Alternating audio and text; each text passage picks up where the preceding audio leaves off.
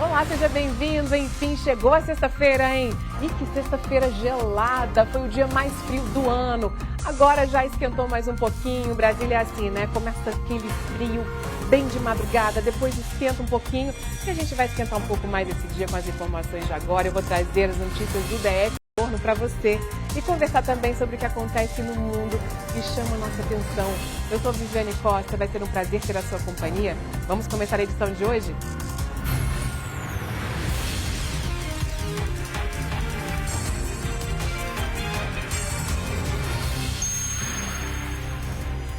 E os nossos repórteres já estão posicionados para trazer alguns destaques desta sexta-feira. Olha, a polícia prendeu um médico ginecologista suspeito de ter abusado de várias pacientes. Kátia Gomes. Exatamente, Viviane, 12 vítimas já registraram ocorrência policial. Inclusive, uma delas afirma que foi abusada sexualmente pelo médico há mais de 15 anos. Daqui a pouquinho eu volto com todos os detalhes desse caso. Um absurdo, né? Te espero, Kátia. Uma idosa de 74 anos morreu depois de ser atropelada por uma moto da Polícia Militar. Isso na faixa de pedestre, Tayane Mello. Pois é, Vivi, a gente veio até aqui conferir essa história aqui na avenida principal de São Sebastião, mesmo com a faixa de pedestre que está um pouco desgastada, tem placa de sinalização, tem quebra-mola, mas mesmo assim a idosa acabou sendo atropelada. De acordo com as testemunhas, essa motocicleta, né, que estava sendo dirigida aí por um policial militar, estava vindo em alta velocidade. Daqui a pouco a gente vai explicar toda a dinâmica aí desse acidente. Tá bem, te espero também. Olha só, ladrões invadiram uma casa em Samambaia e levaram 2 cachorrinhos da raça Shih Tzu. Davidson Santos. Não bastasse o prejuízo financeiro, porque foram levados também outros objetos aqui da casa, Vivi. Os 2 cachorrinhos também foram levados. A família, ela não quer nem meio que saber ou como recuperar os aparelhos que foram roubados, mas eles estão sim preocupados em recuperar os 2 cachorrinhos. Eu trago os detalhes dessa história daqui a pouquinho e também como foi a ação dos bandidos. Daqui a pouquinho, Vivi. Imagina como é que eles estão, viu? A gente espera, Dave.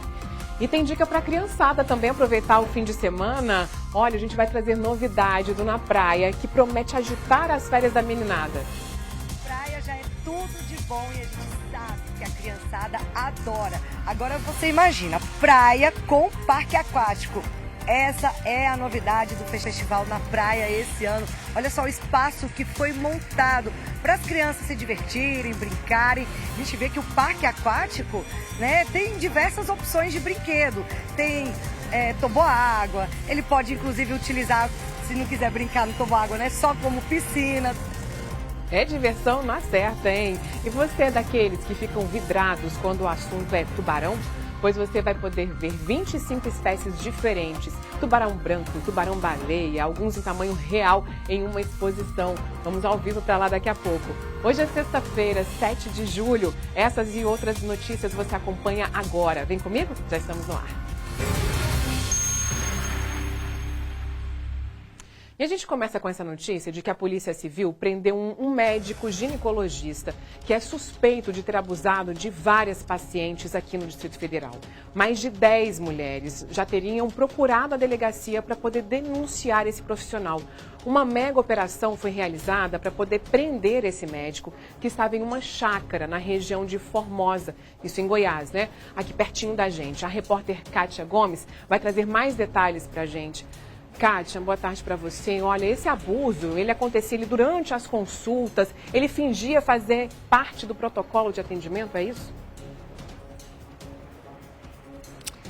Exatamente, Viviane. Boa tarde para você, boa tarde para todo mundo. O médico, ele pegava nas vítimas, nas partes íntimas dela de uma forma bastante diferente. Só que ele afirmava que tudo aquilo fazia parte do protocolo de atendimento.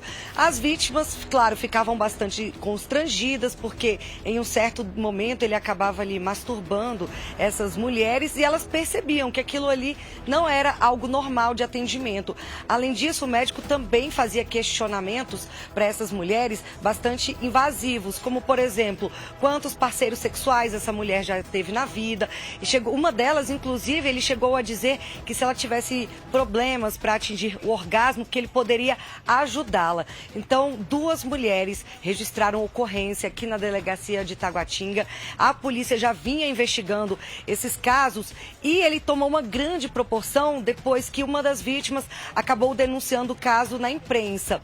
Logo depois disso, mais mulheres, outras vítimas também criaram coragem e denunciaram. Aqui na delegacia, de outras delegacias do DF também, já foram registradas 12 ocorrências, mas a polícia acredita que o número de vítimas é ainda maior, porque uma delas afirmou que foi abusada sexualmente por esse médico há mais de 15 anos, Ou seja, era um médico que inclusive era bastante conhecido em Brasília, muito conceituado. O nome dele é Celso Satoro Curique. Ele atendia em um hospital particular aqui de Taguatinga. E para dar mais detalhes desse caso, eu vou conversar agora com o delegado que está à frente das investigações, o Vitor Falcão, aqui da 12ª DP. Delegado, desde o ano passado vocês já vinham investigando esses 2 casos de abuso sexual e agora essa surpresa, Várias vítimas se apresentaram dizendo que também foram vítimas desse médico. Exatamente. O médico levava a crer que as pacientes estavam sendo submetidas a um procedimento necessário, padrão, quando na verdade isso constitui uma fraude para que ele pudesse praticar atos libidinosos com a vítima. O artigo 215 do Código Penal ele fala o seguinte, olha, ter condição carnal ou praticar ato libidinoso mediante fraude que impeça ou dificulte a livre manifestação da vítima. Só que o que ocorre? O médico, por si só, pela especialidade dele, ele tem esse acesso ao toque íntimo na vítima. Então, é normal, durante um exame, toque no seio, toque íntimo. Entretanto, ele utilizava justamente essa possibilidade que ele tinha como médico ginecologista de tocar na vítima para, na verdade, ele praticar ato libidinoso visando o quê? Satisfazer a própria lasciva dele, o ímpeto sexual. Isso ficou padronizado porque todas as vítimas se manifestaram exatamente da mesma forma. Ou seja, ele tinha um modo de agir muito padronizado. Ele tocava a vítima, começava com as perguntas, igual você falou, se ela tinha dificuldade de alcançar o orgasmo, se ela tinha dificuldade de libido, baixa libido, e a partir daí ele passava a mostrar para a vítima como a vítima conseguiria chegar nesse prazer sexual.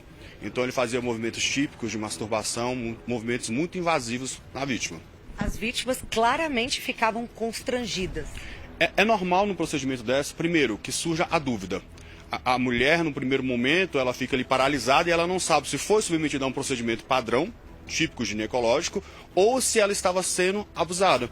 Então nós tivemos, a princípio, essas 2 vítimas que tiveram coragem, buscaram o auxílio, buscaram a polícia, mas outras ainda ficam nessa. Será que eu fui vítima de um abuso ou fui vítima de um procedimento padrão? E, delegado, depois desses 2 casos, novas vítimas apareceram. Inclusive, o senhor tinha me contado que uma delas disse que foi vítima há muitos anos. Exatamente. Nós temos aí, no mínimo, uma janela aí de 15 anos que esse médico atua e viola várias vítimas com o mesmo procedimento. Foi justamente com essa reiteração criminosa que ele tem durante todos os anos que surgiu a possibilidade de pedido da prisão preventiva. Eu pedi a prisão preventiva justamente com esse fundamento, que ele tinha uma reiteração criminosa já ali provada na nossa investigação. O Ministério Público se manifestou pela prisão favoravelmente e o juiz decretou da 2ª Vara Criminal. Delegado, ele já tinha alguma passagem pela polícia ou não? Não. Ele respondeu a um procedimento disciplinar perante o Conselho Regional de Medicina, que culminou numa pena de suspensão de 30 dias, mas criminalmente não constava ainda nada para ele. É até importante que o senhor falou isso, porque de fato a gente recebeu uma nota do CRM e eles falaram exatamente isso, que em fevereiro do ano passado o médico foi afastado durante 30 dias e respondeu a esse procedimento disciplinar. Só que depois dessa suspensão de 30 dias, em fevereiro do ano passado, ele voltou a atuar normalmente. Normalmente, ele cumpriu os 30 dias, voltou a atuar e provavelmente outras vítimas acabaram ocorrendo nesse período. E, delegado, então a importância de divulgar esse caso, a importância de divulgar o nome do médico é que possivelmente existam aí outras vítimas. Isso, é quase um juízo de certeza que existam outras vítimas. Inclusive a gente faz um apelo novamente que você se sinta agora encorajada, ele está preso preventivamente, que busque a delegacia de polícia mais próxima, a gente vai fazer com todo o acolhimento e com todo o sigilo que já é de crimes dessa característica. Delegado, aqui em depoimento, as vítimas elas falaram mais alguns detalhes. A gente narrou que a situação vivida por uma paciente que inclusive tinha acabado de ganhar neném. Isso, o modo de agir era muito parecido. Então, geralmente ele começava com aquela conversa que nós falamos, né, sobre a dificuldade de libido ou de atingir o orgasmo. Então, ele meio que ensinaria essa vítima a atingir o orgasmo. Então, ele começava a fazer movimentos típicos de masturbação. Então, manipulava a vítima. Ele, inclusive, tinha um costume de pedir um abraço para a vítima no final da consulta, de acariciar o cabelo da vítima, acariciar a perna da vítima durante o exame. Ele, inclusive, chegou a pegar ali no clitóris, explicando para a paciente que ali seria um ponto que ela poderia atingir o orgasmo. Exatamente, isso que a gente falou, típico de masturbação, né? Então, manipulava, ensinando essa vítima como atingir o orgasmo. Agora, delegado, nesse tipo de situação, que a pessoa ela se sente vítima, a palavra dela basta, ela não precisa ter nenhuma prova, não precisa gerar ali prova ou vídeo. Nesse caso, a palavra da vítima já conta para ela registrar uma ocorrência. Sim, em crimes dessa natureza, na verdade, já é dele ocorrer sem testemunhas. Então, assim, a vítima não precisa ter nenhum tipo de outro elemento de informação para buscar a delegacia de polícia. Isso cabe a nós depois apurarmos e irmos atrás de outros elementos de informação. Mas, a princípio, só a palavra da vítima é o suficiente para a gente realizar o registro e iniciar uma nova investigação. E ele, delegado, estava escondido em uma fazenda em Formosa quando foi preso. Então, assim que saiu a notícia, ele tentou se esconder. Isso, ele foi localizado após ali a cidade de Formosa, dentro de uma fazenda. Inclusive, nós tivemos, depois das diligências investigativas, a gente localizou que ele estava nessa fazenda. Nós pedimos apoio aéreo da DOA, que é nosso apoio aéreo, o helicóptero foi até lá, identificou que o veículo dele estava dentro dessa fazenda. E a partir daí a gente foi até lá, cumpriu o mandado de prisão e acabamos, a gente conseguiu realizar a prisão antes dele chegar na fazenda. Ele estava indo a caminho da fazenda, foi interceptado e realizada a prisão. Mas sim, ele já estava fora de Brasília, já tinha fechado a clínica dele, aqui que ele atendia, no Hospital Anchieta, ele já tinha fechado a clínica e já se encontrava em outro estado da federação. Delegado, eu vou voltar para o estúdio porque a Viviane ela tem uma pergunta para fazer. Oi, Viviane, pode fazer.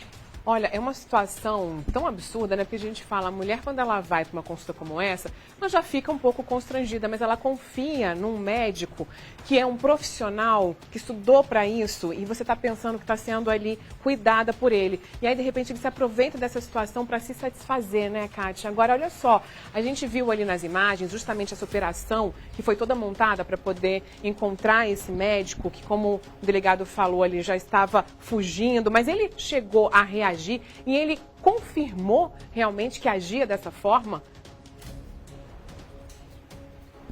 Delegado, a Viviane perguntou se ele chegou a reagir à prisão e se na delegacia ele confessou o crime. O que ele disse? Não, a prisão foi muito tranquila, sem nenhum tipo de intercorrência. Ele foi conduzido à delegacia de polícia com muita tranquilidade. Chegando à delegacia de polícia também, ele mantém o discurso dele, negando todas as acusações. Então ele falou que não fez nada, que foi apenas o procedimento padrão de atendimento. Procedimento padrão que ele visa realmente ajudar as vítimas. Tem a intenção de apenas ajudar. Nesse caso, ele realmente, se for condenado, ele pode responder pelo crime de estupro de vulnerável? Qual que é a pena? Não, na verdade, o crime dele é violação sexual mediante fraude. Como eu falei, ele usa o procedimento ginecológico como uma fraude para que ele consiga praticar o ato libidinoso com a vítima.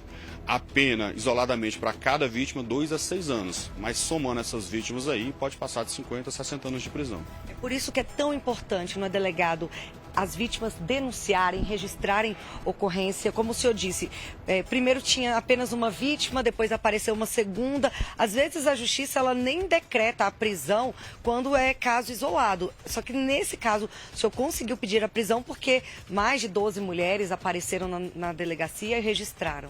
Com certeza, foi fundamental a coragem e a colaboração das vítimas procurarem para que a gente conseguisse provar essa reiteração criminosa, que não era um caso isolado, e que tinha riscos dele solto continuar praticando contra novas vítimas. Delegado, nesse tipo de situação, o senhor como delegado percebe que às vezes a vítima ela tem vergonha porque de repente é casada, não quer contar para ninguém que acabou sendo ali abusada pelo próprio profissional. Existe esse medo ainda das mulheres? Com certeza. Na verdade, assim, toda vítima de crime sexual gera esse receio.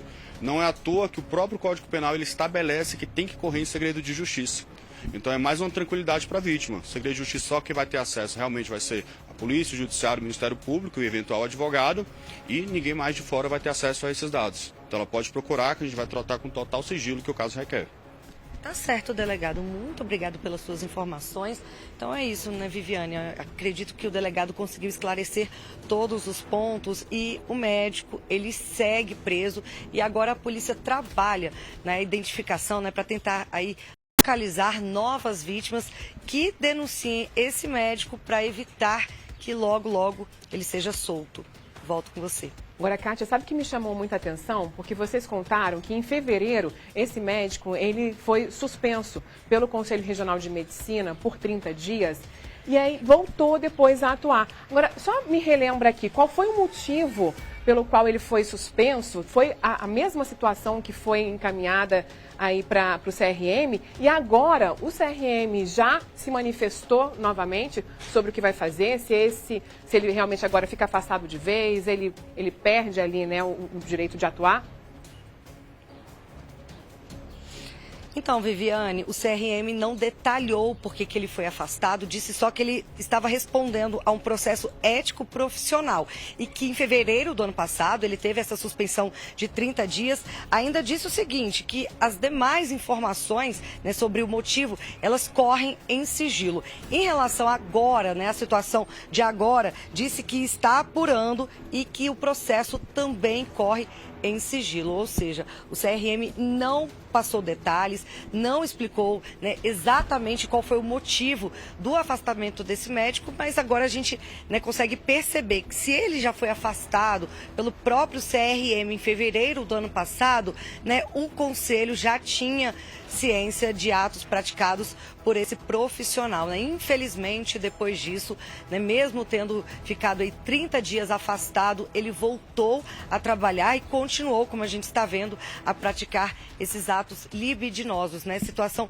como você disse, Viviane, pra gente que é mulher, né, procurar um ginecologista homem já é um pouco constrangedor, né? A gente fica ali muito exposta. Você pensa, né, a paciente ali sem saber se ela estava sendo de fato atendida ou se ela estava sendo ali abusada, é uma situação realmente muito complicada. Então a gente espera, né, que se novas mulheres tiverem sido vítimas desse homem, que faça sim a denúncia, né, que é importante para ela, né, resguardar ali tanto, né, o caso que aconteceu, tanto, né, para que evite novas vítimas. A gente aguarda, né, espera que ele continue preso e não seja solto.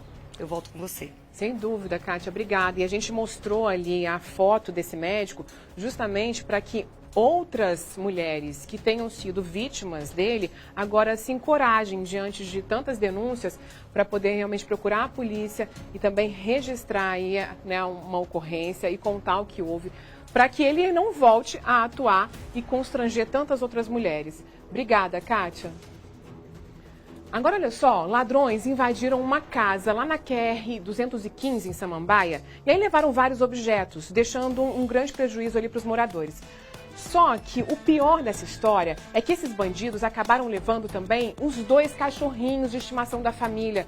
Imagina só, a gente tem imagens aí, olha, do cachorrinho. Triste demais para essa família que está agora sem os 2 shih tzus, são 2. A gente está vendo um deles aí agora com as imagens para você e a gente sabe que tem um sentimento enorme em relação a um cachorrinho. E a gente vai conversar agora com o Davidson Santos para poder explicar para a gente. Eles estavam sozinhos, na verdade a casa estava sem ninguém, estavam só os cachorros quando esses bandidos chegaram, David? Oi, Vivi, boa tarde. É isso mesmo, os cachorros estavam aqui na casa quando tanto a dona Antônia quanto o seu Jaime saíram para ir para um banco para poder resolver alguns problemas, mas coisa rápida. Inclusive, a dona da casa, a dona Antônia, ela entrou de férias. Aí imagina, você entra de férias, se você quer descansar um pouquinho, você quer passar mais tempo em casa, às vezes para organizar aquilo que a rotina não deixa a gente organizar. Eles falaram, vamos lá, a gente resolve esse problema no banco e volta rapidinho. E aí a gente está aqui em Samambaia justamente para mostrar o que os bandidos fizeram aqui na casa. Eles começaram então a ação deles aqui no portão, que inclusive já foi arrumado pela família. Eles acabaram arrancando o miolo do portão e acabaram conseguindo entrar aqui dentro. A família teve que já, né, consertar aqui, pagar um serralheiro para poder organizar aqui o portão. Mas aí a família saiu. Quando eles voltaram, o portão estava encostado dessa mesma maneira aqui, porque eles deixaram o portão do jeitinho que está ali. E aí eles acabaram entrando aqui. Quando a família chegou, estava já com o espaço já arrombado ali pelos bandidos. E aí agora a gente vai conversar aqui com o seu Jaime. Pode vir aqui, seu Jaime Soares. Muito obrigado aqui por receber a gente aqui na casa do senhor. Como é que foi essa ação dos bandidos? Vocês saíram rapidinho ali para a instituição financeira, quando voltaram, levaram esse susto aí. Aparentemente estava tudo certo ali com o portão, mas quando vocês entraram, que vocês viram e deram falta de televisão, deram falta também de botijão. Isso, então, nós fomos ali rapidinho no BRB, em torno da residência aqui, mais ou menos meio-dia. Nesse intervalo de 1h30 para 1h40, foi o tempo que nós gastamos no banco. Retornando à residência, chegamos aqui, a casa estava arrombada. Levaram 2 televisões, 2 cachorros Chipson e 2 bujões. E a gente faz um apelo, porque não é a questão de materiais, são bem sentimental, dos 2 cachorros que as crianças estão chorando, querem nesse cachorro. Então a gente faz um apelo para a sociedade, para ver se quem souber puder entrar em contato com a polícia, ou então no nosso telefone 999558377. É isso, Vivi. O apelo que eles fazem é mais pelos 2 cachorrinhos da raça Shih Tzu. Eles têm um netinho que vive aqui na casa com eles, que tem o transtorno do espectro autista. E esses 2 cachorrinhos fazem muita falta para ele. Ele vive na casa procurando esses 2 cachorros, porque ele brincava, passava o dia com esses 2 animaizinhos aqui. E agora a criança ela está procurando toda hora esses 2 animaizinhos. Sem contar também que a criança utilizava a televisão, as 2 televisões que foram roubadas, para poder passar aquele tempo ali enquanto a família fazia as coisas do dia a dia, a criança ficava ali. Vamos agora mostrar como é que está lá dentro da casa, inclusive conversar com o delegado responsável pela 26ª Delegacia de Polícia aqui de Samambaia. Essa porta não foi roubada, não foi arrombada. Ela estava encostada e eles acabaram entrando. E aí o doutor Fernando Fernandes já está esperando a gente aqui na sala, porque aconteceu outra coisa inusitada, né? Eles levaram os 2 cachorrinhos, a vasilha de um, inclusive, está ali no chão, a gente está mostrando aí, mas essa televisão, que é um pouco mais velha, os bandidos não quiseram levar não, não se deram o trabalho de levar não. Deixaram essa aqui que é um pouquinho mais antiga, a dona Antônia estava falando, talvez por ela ser mais velha um pouquinho, não tivesse tanta utilidade assim para os bandidos. Doutor Fernando Fernandes, como é que vocês chegaram a essa denúncia aqui? Eles foram lá prestar boletim de ocorrência e como é que está essa investigação dessa casa que foi levada até inclusive os cachorros daqui? Bem, boa tarde, David. Assim que tomamos conhecimento, através da família, teve os cães e os objetos furtados, nós já acionamos a nossa equipe de perícia, foi feita a coleta ontem de material aqui papiloscópico, esperamos que tenha algum material de qualidade para podermos fazer confronto com possíveis suspeitos. Tudo indica que foi um crime de oportunidade, onde os elementos já estariam observando aqui as casas da região e ao observarem que a casa aqui não tinha ninguém no momento e já sabendo exatamente o que queriam subtrair, invadiram rapidamente, subtraíram as televisões boas, as melhores, são de 55 polegadas inclusive, Smart TVs, né? Os 2 cães, que são de raça e que tem um valor de mercado aí muito alto, além dos 2 botijões de gás, que são objetos fáceis de se revender na rua, né? Então, a gente espera contar com o apoio da população de bem aqui da região, que nos façam denúncias através do 197, que é o Disco de Denúncia da Polícia Civil, a fim de nós podermos prender esses elementos, recuperar os objetos e principalmente os 2 cãezinhos que fazem tanta falta aqui para a criança e para a família. As imagens das câmeras de segurança também já foram aí pegas pela polícia também para poder conferir, para ver se tem algum movimento estranho de algum carro que parou aqui na frente para poder ajudar? Exatamente. Desde ontem estamos fazendo aqui um levantamento no local, por casas próximas, comércios com câmera de segurança. Já temos aqui uma identificação parcial do veículo utilizado por esses bandidos e esperamos que com essa coleta, essa investigação de imagens, possamos fazer um confronto e chegar ao veículo dos autores e chegando ao veículo, chegar a esses meliantes. Tá certo, muito obrigado, doutor Fernando Fernandes, pelas informações. A gente vai continuar para mostrar aqui como é que está a situação da casa depois que eles saíram, porque eram bandidos que selecionavam bem as coisas antes de levar. A gente vai primeiro mostrar esse primeiro quarto. O nosso cinegrafista, o Angélio, está vindo aqui com o Auricélio para o quarto, para onde foi roubada a televisão. Uma das televisões ficavam aqui, que era onde a criança da casa ficava na cama assistindo aqui, acompanhando os desenhos. Você pode também ver que as portas do guarda-roupa aqui tá toda com o produto que eles passam para identificar a digital dos bandidos. E aí os bandidos, eles chegaram, abriram as portas do guarda-roupa e aí tiraram todos os itens para fora. Inclusive, a filha da dona Antônia, ela revende algumas joias e eles escolheram as que eles queriam levar, tem alguns espaços vazios, e levaram algumas dessas joias, não levaram todas. E aí a polícia já fez a perícia aqui no local para tentar identificar, para ver se alguma digital bate com algum desses criminosos. A gente vai continuar também mostrando como é que está a situação da casa aqui. Agora, nosso cinegrafista está mostrando onde ficava a TV aqui,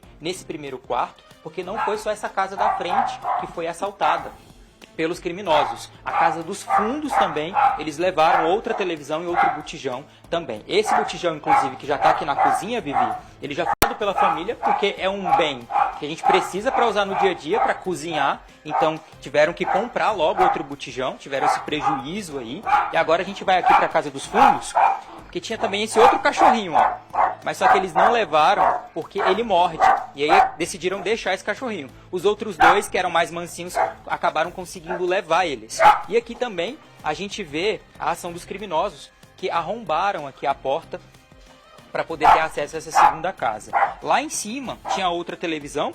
E aí eles levaram a outra televisão lá de cima. E aqui embaixo também eles aproveitaram para poder levar o outro botijão de gás. Conforme o delegado Fernando Fernandes falou com a gente, a facilidade de vender o botijão de gás, né, tá aí, é mais fácil de se vender, é um item que pode sair rápido, às vezes anuncia e as pessoas compram mais rápido, às vezes a gente encontra de 50, 60, 80 reais o botijão usado aí nesses sites de compra e venda, e aí a pessoa vendeu provavelmente de forma fácil já esse item da cozinha que a gente precisa para o nosso dia a dia. Agora a gente vai voltar aqui para a sala, Vivi, para mostrar aonde ficava o outro cachorrinho, segundo o Shih Tzu. Ficava um lá na casa da frente e outro aqui na casa de trás. As vasilhinhas dos cachorros estão aqui na sala da casa, inclusive. E aí a gente vê, inclusive a dona Antônia contando pra gente mais cedo, que até a cobertinha, o tapetinho que o cachorro ficava, eles levaram. Faltaram levar a ração, faltaram levar as vasilhinhas, mas o restante levaram tudo aqui da casa. Os cachorrinhos, os itens do cachorro, 2 televisões, 2 botijões de gás. E aí lá em cima também, a filha da dona Antônia, ela revende também algumas bolsas. E aí eles selecionaram ali o material, viram que tinha de interessante, mas acabaram não escolhendo as bolsas ali para poder levar, deixaram as bolsas. Eles foram selecionando aquilo que eles queriam levar, Vivi. Dave, olha, eu estou impressionada, viu? Que abusados. Enquanto eu converso aqui com você, eu vou pedir, porque você já deu uma volta aí pela casa, já chegou nessa casa aí dos fundos, vou pedir para você ir voltando, para você ir lá para frente da casa enquanto a gente conversa. Vamos ver se dá tempo de você chegar até lá, porque olha só o que me chamou a atenção, viu, Dave? Você mostrou que eles levaram 2 televisões, botijão de gás, levaram os 2 cachorrinhos. A gente viu a quantidade de material que eles conseguiram levar. E aí me chamou a atenção, como que eles conseguiram levar tudo isso? Eles pararam com o carro aí em frente, eles chegaram a entrar, tinha garagem. E a vizinhança, tem vizinhança aí próxima, porque ninguém chegou a reparar que eles estavam levando, né, esses equipamentos, o cachorrinho não latiu, enfim, mostra pra gente aí como é que é a entrada da casa e como que eles conseguiram sair, por favor. Olha, Vivi, aqui, né, algumas casas em volta, a dona Antônia falou pra gente que tem algumas câmeras de segurança. Mas só que essas câmeras de segurança acabam não pegando exatamente o portão aqui da dona Antônia. De um lado tem um pé de goiaba, que acaba atrapalhando a visão da câmera de segurança. E do outro lado, a câmera não chega ao ponto de mostrar o portão. Então, eles estão com essa meio que dificuldade de encontrar realmente essa movimentação que provavelmente existiu. Provavelmente, não é uma certeza, são informações ainda preliminares de que talvez a polícia possa trabalhar, que algum carro tenha ajudado nesse processo para poder levar os itens aqui da casa. A suspeita é que talvez um carro tenha parado e aí talvez perceba-se essa movimentação para que eles sejam levados. Com a nossa presença aqui na casa, aquele cachorrinho que ficou, que ele morde e os bandidos decidiram não levar, ele começou a latir. Então, provavelmente, esse outro cachorro, com a presença de estranho, tenha também latido aqui no momento. Mas é normal, talvez, o latido de um cachorro, os vizinhos talvez não estranharam essa movimentação. E também, o que chama a atenção é que pode, provavelmente, ter sido muito rápido esse crime. Eles entraram rapidinho enquanto eles foram no banco e já levaram as coisas, chegaram aqui, inclusive disfarçaram com o portão. A dona Antônia disse que o portão estava encostadinho ali, como se tivesse tudo certo pelo lado de fora. E aí, pelo lado de dentro, eles já tinham ali fechado, tirado ali o miolo do portão, e a família teve que também arcar com mais esse prejuízo, pagar o serralheiro para poder consertar o portão aí. Doutor Fernando Fernandes continua aqui com a gente. Doutor, provavelmente tenha sido uma ação bem rápida dos criminosos aí, esse crime de oportunidade, conforme o senhor falou já com a gente aqui, né? Ação rápida, e certamente esses elementos já tinham experiência nesse tipo de furto em comércio, o que facilita até a nossa investigação com o confronto das digitais. Com relação às câmeras, não só da rua, mas ruas próximas de acesso estão sendo verificadas para a gente consultar se algum do veículo com características semelhantes ao que foi visto passou, para que a gente possa pegar a placa e identificar o proprietário. Pois é, Vivi, agora é todo o trabalho de quebra-cabeça que a polícia vai ter que montar para poder achar esses criminosos, mas o mais importante que a família quer nesse momento, não se preocupa com a TV, porque eles falaram que vão trabalhar, é um bem material, eles recuperam, mas sim com os 2 cachorrinhos. Então quem tiver informação desses 2 cheats, por favor, entre em contato com a família, entre em contato talvez também com a nossa produção, para a gente poder recuperar esses animaizinhos aqui para o netinho da dona Antônia. Vivi? Tem todo um apego emocional, né, David? Muito obrigado pelas informações. A gente fica torcendo aqui para que eles realmente sejam encontrados e devolvidos, né? E olha, uma idosa de 74 anos de idade morreu depois de ser atropelada por uma moto de um policial militar, isso lá em São Sebastião. Os bombeiros chegaram a ser acionados, mas quando chegaram lá no local, essa idosa, infelizmente, já estava sem vida. Quem vai trazer mais detalhes desse caso pra gente é a repórter Tayane Mello. Tayane, boa tarde para você. E essa idosa, ela estava passando, inclusive, na faixa de pedestre. Estou vendo aí, inclusive, uma pessoa agora atravessando, bem próxima aí a você. Foi justamente nesse local que ela foi atropelada? Oi, Vivi, boa tarde a você, boa tarde a todos. Foi exatamente nesse local, Vivi. Eu vou pedir para o nosso repórter cinematográfico Cláudio Rubens mostrar. Foi exatamente nessa faixa. A gente pode ver que a faixa está um pouquinho desgastada. Ainda dá para ver, né, que está sinalizada, mas está um pouquinho desgastada. Mas o que surpreendeu mesmo aqui nesse acidente, Vivi, nesse atropelamento, é que além da faixa, tem placa de sinalização, tem quebra-molas. Então, assim, o Cláudio está mostrando aí agora. Tem o quebra-molas aqui bem antes da faixa, ó, a gente pode ver aí agora os veículos reduzindo a velocidade, passando pelo quebra-molas. Aqui nós temos 3 placas aqui, Vivi, então não foi por falta de sinalização que isso daí aconteceu, apesar da faixa aqui estar um pouco desgastada. Essa avenida aqui, Vivi, é a avenida principal de São Sebastião, que fica antes do acesso ao bairro Morro Azul Claro. Tudo isso aconteceu por volta das 2 horas da tarde de ontem. Então, tinha muita gente passando por aqui, muitas pessoas presenciaram esse caso. O nome da idosa é Francisca Braz de Souza Lima, ela tinha 74 anos, ela morreu depois de ser atropelada por essa motocicleta que era da Polícia Militar. Tinha um policial militar conduzindo aí o veículo, as testemunhas falaram que ele estava em alta velocidade e não conseguiu reduzir a velocidade a tempo de parar. Então ele acabou atropelando essa idosa. As testemunhas falaram para a polícia também, Vivi, que ele tentou buzinar ainda para avisar essa senhora, mas ela não escutou. Ela estava acompanhada da sobrinha neta dela, Vivi. Então, a sobrinha neta chegou a tentar segurá-la, né, a tempo, puxar para ela não atravessar, mas não conseguiu. E olha, quem viu toda essa cena foi a Cíntia. Ela estava passando aqui. Tudo bem, Cíntia? Boa tarde. Ela estava passando aqui na hora, né, Cíntia? Você viu toda essa tragédia. Você estava passando ali do outro lado da rua? Eu estava passando ali daquela outra pista aqui, né, do lado. E a idosa já estava atravessando a pista. Gente, ela já estava da metade pro final da faixa. E assim, falaram que ele buzinou. No momento, eu não consigo me lembrar se ele realmente buzinou. Foi tudo muito rápido. O que eu lembro é que ele estava com a sirene ligada. Só que a velocidade que ele estava, não tinha como a idosa fazer nada. Por mais que ele tenha buzinado, ela ia fazer o quê? Ela ia se jogar para onde? Porque não tinha como.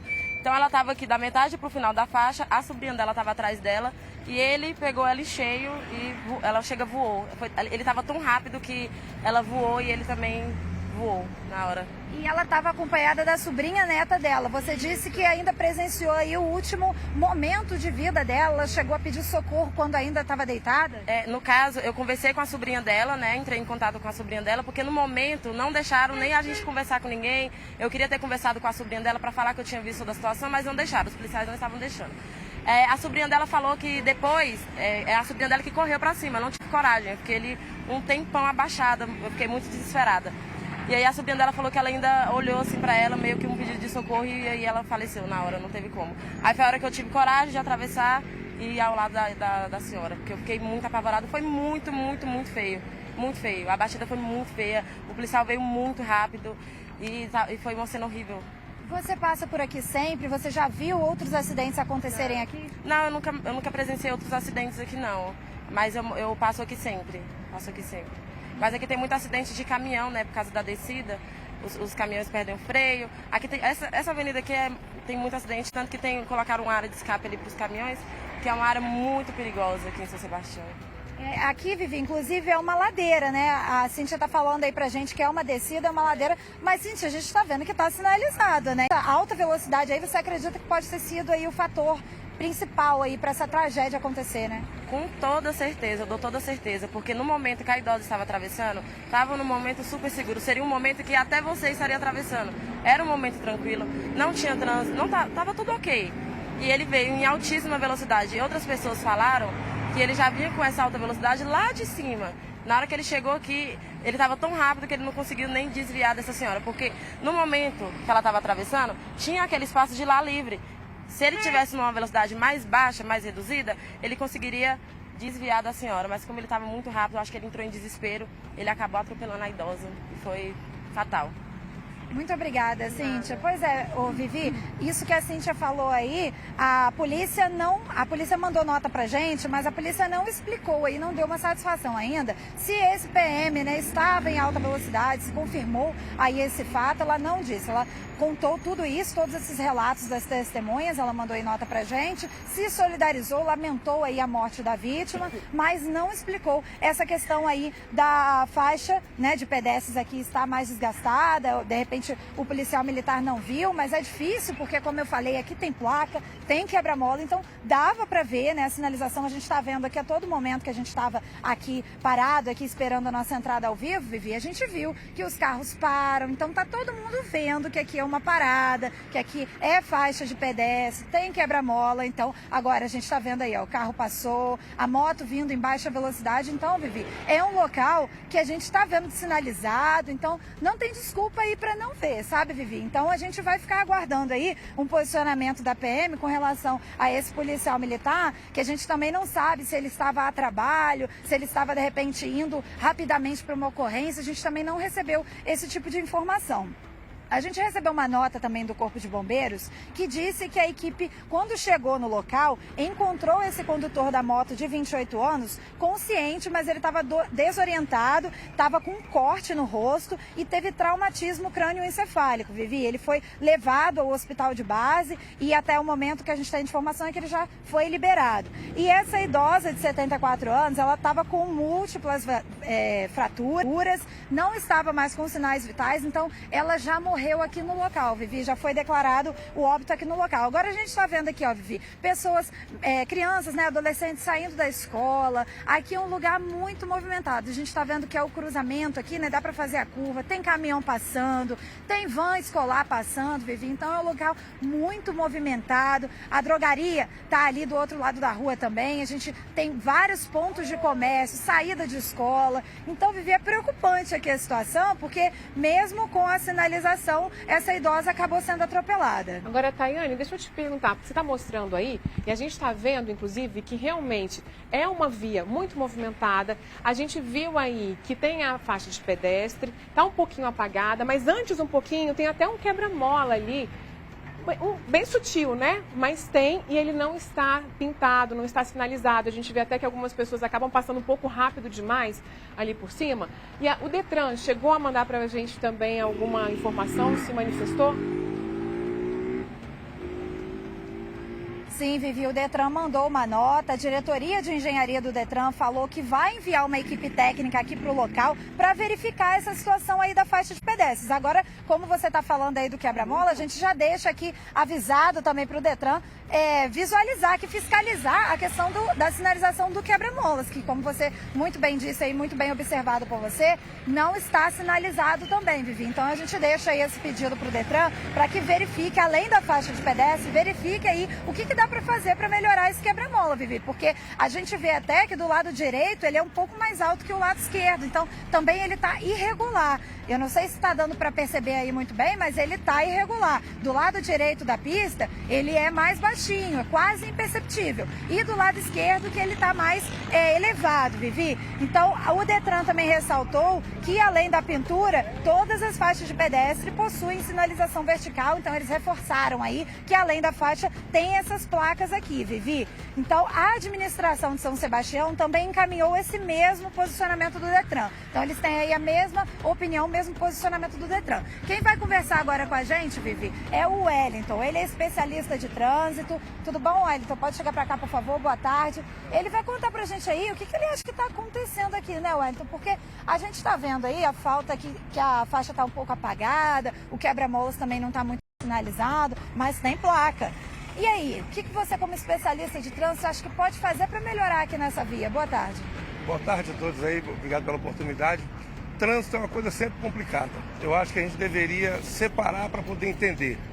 Veja bem, primeiro a engenharia. Nós percebemos aqui que a marcação viária está um pouco falha. Como você mesmo disse, o Detran já vai providenciar isso daí, que é importante. Nós percebemos que a quebra-mola ali, ele já está um pouco fora do esquadro, já está desgastado, então é importante. Talvez até no futuro entender a possibilidade de colocar uma barreira eletrônica aqui, porque aí todo mundo diminui a velocidade, isso é fato. Esse é um ponto. Com relação à verticalização da sinalização, está perfeita. As placas estão aqui, então a visualização é tranquila. Vamos para o pedestre. O pedestre, ele normalmente não tem aula de trânsito. A aula de trânsito vem quando você vai tirar a CNH. Então o pedestre nem sempre ele tem conhecimento da postura que ele deve tomar de acordo com a situação no trânsito. Então, por exemplo, numa faixa de pedestre, ele vai dar o sinal de vida, que não consta na legislação, mas é um aviso para que os veículos parem. O ideal é que esses veículos parem por completo. Então, o pedestre deveria aguardar todos os veículos pararem para que ele possa prosseguir. Essa seria a postura do pedestre. Ver o melhor momento, sinalizar e aguardar. O próximo passo são os veículos que estão em direção à faixa. Primeiro, velocidade da via. Nós temos que cumprir a velocidade da via. Segundo, ao se aproximar da faixa, a norma de direção defensiva, ela diz o seguinte: tira o pé do acelerador e observa se não tem nenhum pedestre. Porque aí você tem como tomar atitudes. E aqui é uma ladeira também, né, Wellington? A gente até reforça, porque nesses casos, né, de ruas que são íngremes, aí, inclinadas, a gente já tem que ter um cuidado redobrado, né? Com certeza. Nós temos um declive aqui, com uma certa inclinação, e já tivemos aqui sinistros antigos aqui, com bastante óbitos, inclusive, envolvendo veículos pesados. Então é importante esse cuidado. E um outro detalhe importante que eu tenho que frisar, já que envolveu a nossa Polícia Militar, é que o Código de Trânsito Brasileiro diz o seguinte: se a viatura está em operação, como é o caso que citaram, que ela estava com a sirene aberta, a gente deduz que ela estava em operação, os pedestres devem aguardar ao invés de atravessar. Eles se afastam da via ao invés de atravessar. O que foi dito é que a moça já estava na faixa, né? Sim. Então aí acaba sendo um problema. Não tem como a gente avaliar exatamente o que aconteceu, porque nós não estávamos presentes, mas a viatura em deslocamento, muitas vezes a emergência é grande e por um motivo ou outro, até mesmo porque se ele estava em alta, essa lombada atrapalhou o desempenho dele na moto, o que é um problema. Mas a atenção de quem está em sirene tem que ser redobrada. Então você acredita aí que essa barreira eletrônica que você tinha falado, aqui como é um local que a gente mostrou aqui, tem muita criança saindo ou indo para a escola agora, nesse horário do almoço, então você acredita que é uma alternativa legal aí? Fica a dica para o Detran. Claro, claro, porque a barreira eletrônica aqui, numa velocidade de 40, faz com que todos os carros reduzam. Nós tivemos um caso específico com a PM, tudo bem, aconteceu, mas eu tenho certeza que são muitos outros os problemas quando envolve o resto das pessoas. Tá certo, Wellington. Muito obrigada. Vivi, a nossa produção conversou com a família, que aí está resolvendo, né, todos os trâmites aí do velório. O velório está marcado para hoje às 2h da tarde, lá no cemitério Campo da Esperança de Itaguatinga. Então, de acordo com a família, Vivi, ela morava em Samambaia Sul e estava aqui em São Sebastião visitando o irmão. Eles até estavam planejando uma viagem para o Ceará e no momento do acidente ela estava indo para a parada de ônibus para poder voltar para casa. Vivi, infelizmente, ela não resistiu aí atravessando essa pista aqui e acabou falecendo. A gente espera aí o posicionamento do Detran, né? A ação do Detran, na verdade. Volto com você. Pois é, nossos sentimentos à família, a gente vendo aí, claro, colocar uma barreira eletrônica acaba que mexe no bolso, né? O pessoal tem um pouquinho mais de atenção ali no trânsito. Mas, como a gente acabou de ver, tem ali o quebra-mola, tem a faixa de pedestre. O Detran disse que vai lá para poder conferir e tentar ver o que pode fazer além disso. A gente fica no aguardo. E, Tayane, eu fiquei só curiosa, a gente está falando aí de São Sebastião e essa via realmente é muito movimentada e ela é longa.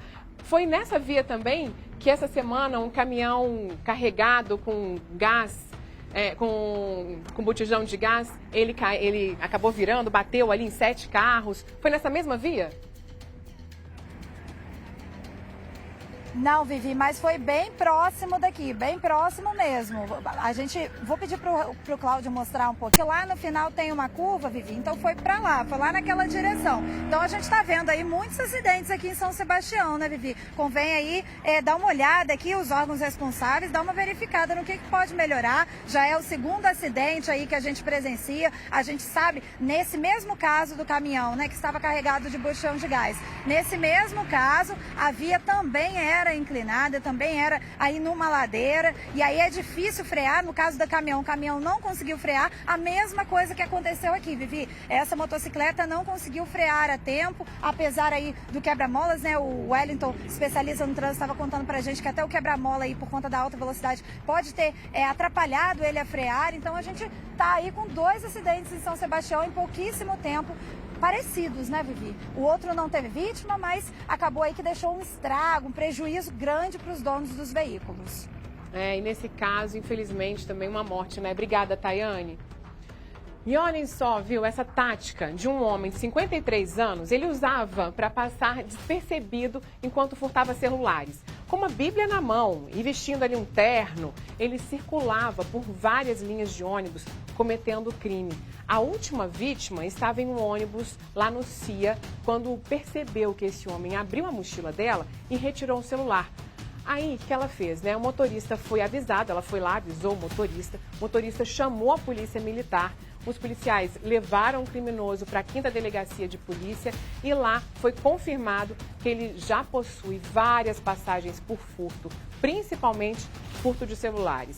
Então fica aí um alerta, né? Imagina um homem usar uma Bíblia para poder fingir que era uma pessoa de bem, uma pessoa correta, e aí tem agora que desconfiar de todo mundo mesmo hoje em dia, viu?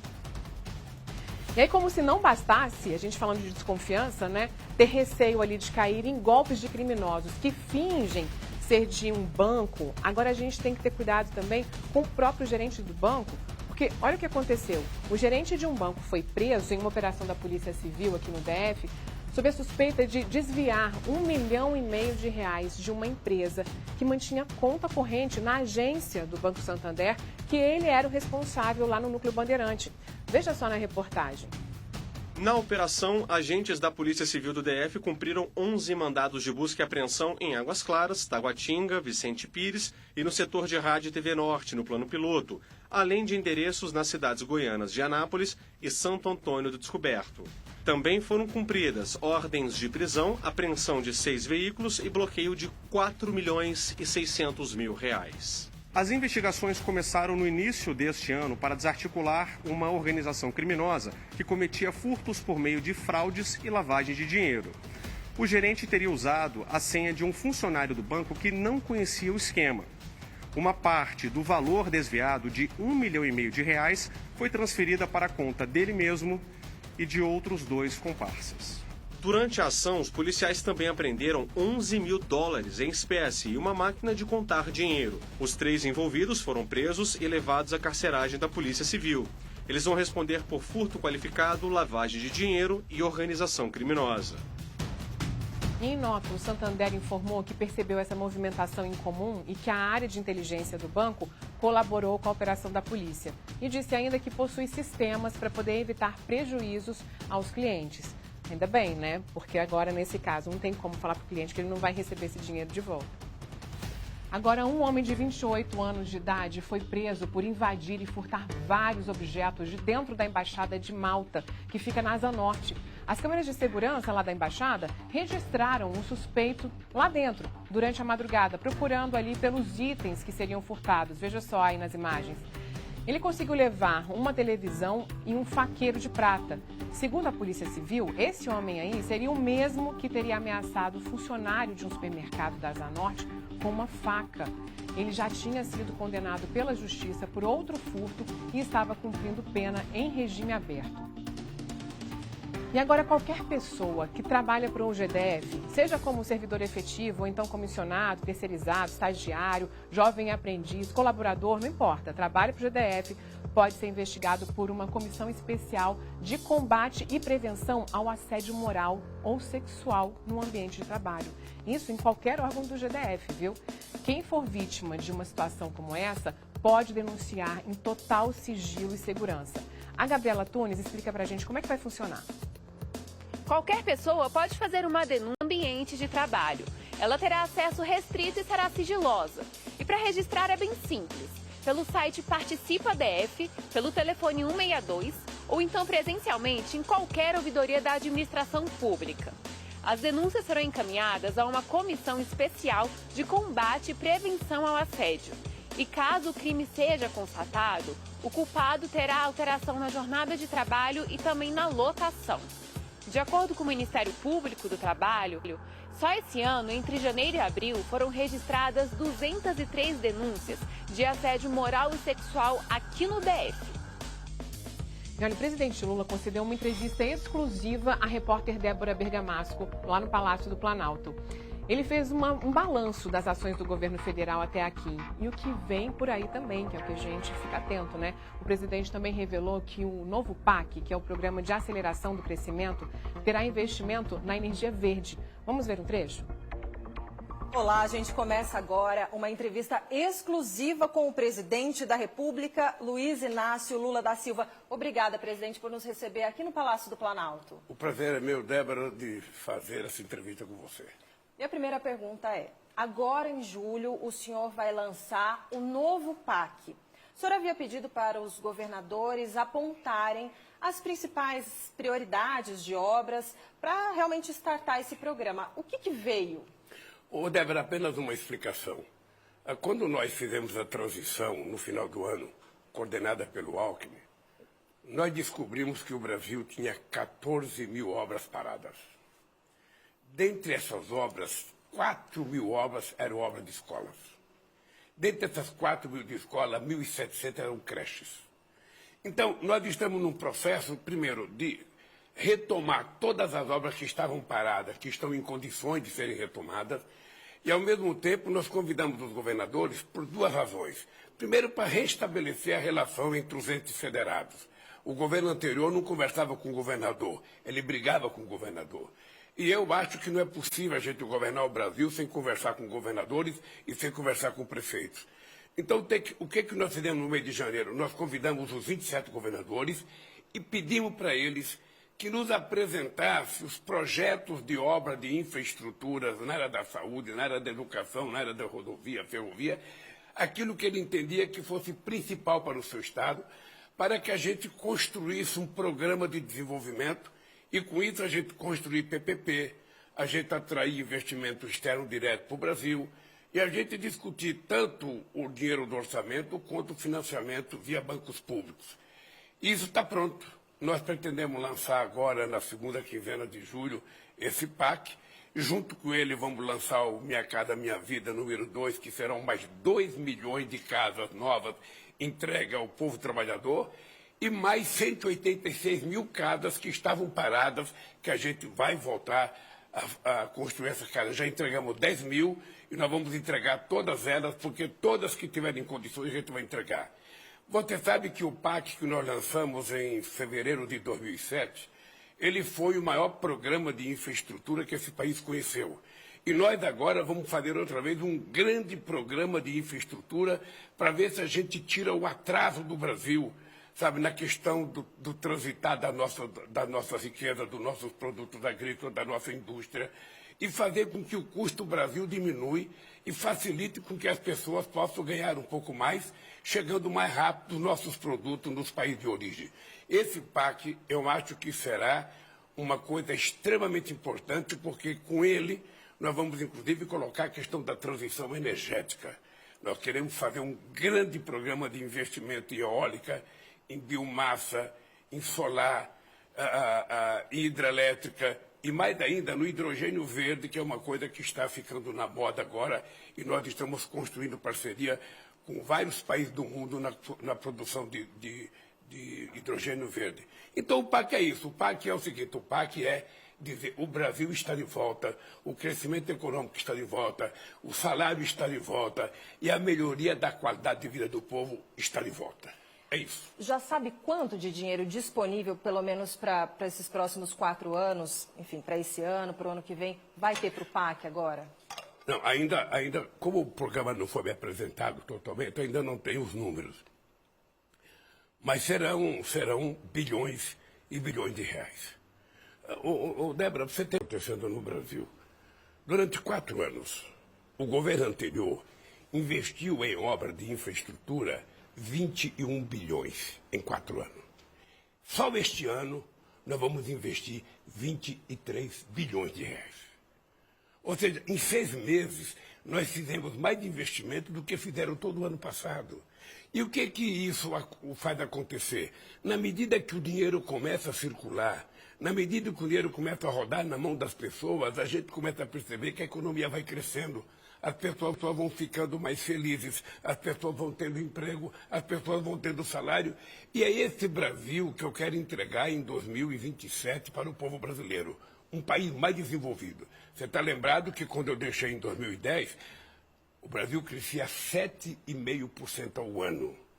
Então, nós vamos fazer esse país voltar a crescer. Sua meta é 7,5% ao ano nos próximos 4 anos? Veja, o que eu prometo é o seguinte, é que nós vamos estabelecer uma parceria com o governo dos estados, com os prefeitos, com a iniciativa privada, porque nós queremos construir muitas PPPs, e, ao mesmo tempo, nós vamos colocar nossos ministros para viajar o mundo e apresentar um pacote de projetos. Os Emirados Árabes querem fazer investimento no Brasil, eles vão conhecer o projeto. A Arábia Saudita quer investir no Brasil, vão conhecer o projeto. A China quer investir no Brasil, vão conhecer os nossos projetos. Aliás, você está vendo que a indústria automobilística, aos poucos, ela está sendo retomada e estão vendendo mais carro. A Volkswagen, que estava fechando, anunciou novos investimentos no Brasil. Uma empresa chinesa anunciou terça-feira a construção de carros elétricos em Salvador. E mais importante ainda é que nós estamos percebendo que o BNDES, que antes não tinha gente procurando, sabe, para apresentar projetos de investimento, agora nós já temos só este ano 41 bilhões de reais de procura de novos projetos, numa demonstração de que as pessoas voltaram a acreditar no Brasil. E é isso que nós precisamos, as pessoas acreditarem no Brasil, porque tem 3 palavras que eu digo sempre. Primeiro, o governo tem que ter credibilidade. Segundo, o governo tem que garantir estabilidade econômica, estabilidade política, estabilidade social e estabilidade jurídica. E terceiro, tem que ter previsibilidade para a pessoa saber o que fazer nesse país. E é isso que eu estou prometendo para você. Nós vamos garantir ao povo brasileiro de que esse país vai voltar a ser um país feliz. Bom, olha só, a íntegra dessa entrevista você confere lá no site do SBT News. Vamos falar agora sobre um esforço do governo para poder aprovar ainda essa semana a proposta de reforma tributária que mexe com impostos que vão influenciar diretamente na nossa vida, viu? Nos preços de alimentos, em remédios, em serviços. E aí, enfim, foi aprovada na Câmara dos Deputados, depois de muita articulação política, viu? Vamos acionar o repórter Murilo Fagundes, que está acompanhando esse assunto aí pra gente. Boa tarde, Murilo. Olha, eu falei ali, né, que uma negociação intensa, porque realmente faz muitos anos que eles tentam aprovar essa reforma tributária, né? E conta pra gente, então, aí, o que mais interessa pra gente, quais são os pontos que vão mexer ali com serviços e que a gente lida diariamente, né? Por exemplo, a cesta básica. Como é que ficou aí, como é que ficaram os impostos para os alimentos. Boa tarde para você. Boa tarde, Vivi. Boa tarde a todos. É isso, dia histórico aqui em Brasília, porque, como você bem disse, a reforma tributária está há décadas sendo discutida, sendo postergada e nunca foi aprovada. Então, ontem à noite, a Câmara aprovou por uma ampla maioria essa reforma tributária que vai simplificar os impostos aí para os brasileiros, né? Então, a aprovação se deu com folga, foram 382 votos no primeiro turno e 375 no segundo turno. O governo esperava 350, então foi uma margem ainda maior. Mas como você pediu, vamos ao que interessa, né? Em linhas gerais, o que essa proposta prevê? Hoje, os cidadãos pagam 5 impostos: o IPI, o PIS, o COFINS, o ICMS e o ISS. Com essa reforma, o que muda? O cidadão vai pagar apenas 2 impostos: o IVA federal e o IVA estadual, municipal, né? No nosso caso aqui no DF, o IVA distrital. Então, são 2 impostos, simplificando, então, esse arsenal de impostos que o cidadão paga. Depois, o que muda? A cesta básica, por exemplo, como você disse. Essa proposta vai zerar os impostos dos itens da cesta básica. Num segundo momento, os congressistas vão fazer uma lista desses produtos da cesta básica e todos esses produtos terão impostos zerados. Outro ponto muito importante, a reforma tributária vai reduzir em 60% os impostos de alguns e também absorventes femininos. Em terceiro lugar, um ponto importante a trazer é que a criação do imposto do pecado. O que é esse imposto do pecado? É o imposto que vai incidir sobre bens e serviços que prejudicam a saúde, principalmente cigarros e bebidas alcoólicas. Então, esses produtos terão um imposto maior. E também produtos que prejudicam o meio ambiente, que serão detalhados num segundo momento.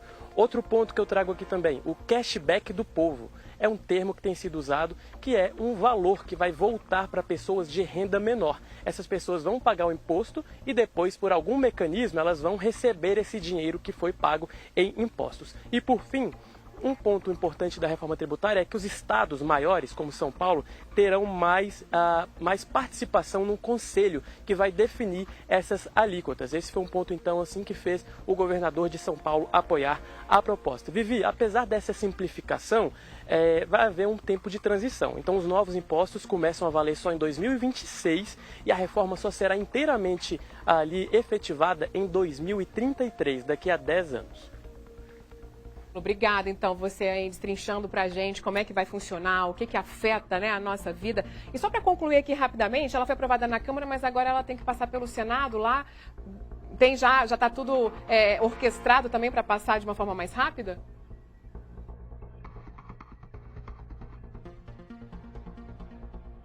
Maioria, né? Nas últimas votações, o governo tem tido mais dificuldade na Câmara do que no Senado, mas isso não significa que vai ser uma tarefa de todo fácil, porque o governo vai ter que continuar articulando e os senadores vão sim querer fazer algumas alterações lá no Senado.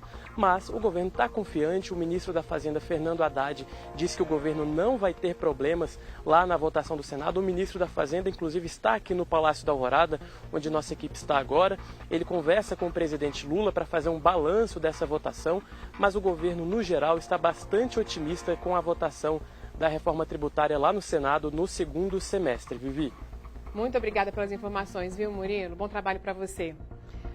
E olha só, a gente vai para o intervalo, mas a gente ainda vai ter várias dicas aqui para vocês, inclusive de uma exposição com tubarões em tamanho real. E a gente vai para lá ao vivo daqui a pouco, me espera? Já volto. Olha, você sabe que dia que é hoje, gente? Além de ser dia 7 de julho, hoje é o Dia Mundial do Chocolate. E quem que não gosta de um chocolate? Olha, seja em barra, em formato de um doce, ou mesmo para beber gelado, ou bem quentinho, já que nós estamos aqui no inverno, né? Cai super bem, é bom demais. E você sabia que tem até chocolate salgado? A repórter Kátia Gomes foi para uma confeitaria para poder entrevistar um especialista e preparar chocolates. Uma dica, viu? Aproveita aí, pega uma caneta, um papel, para você poder anotar, porque vai ter uma receitinha bem fácil de fazer. E aí, Kátia, eu fico imaginando o cheirinho bom que tá aí, que você deve estar sentindo nessa cozinha. Mostra pra gente. Pois é, Viviane, hoje é o Dia Mundial do Chocolate. E o alimento é tão gostoso que merece mesmo um dia só para ele. Bom, e para comemorar essa data, nada melhor do que a gente conhecer a produção, né, do chocolate de perto.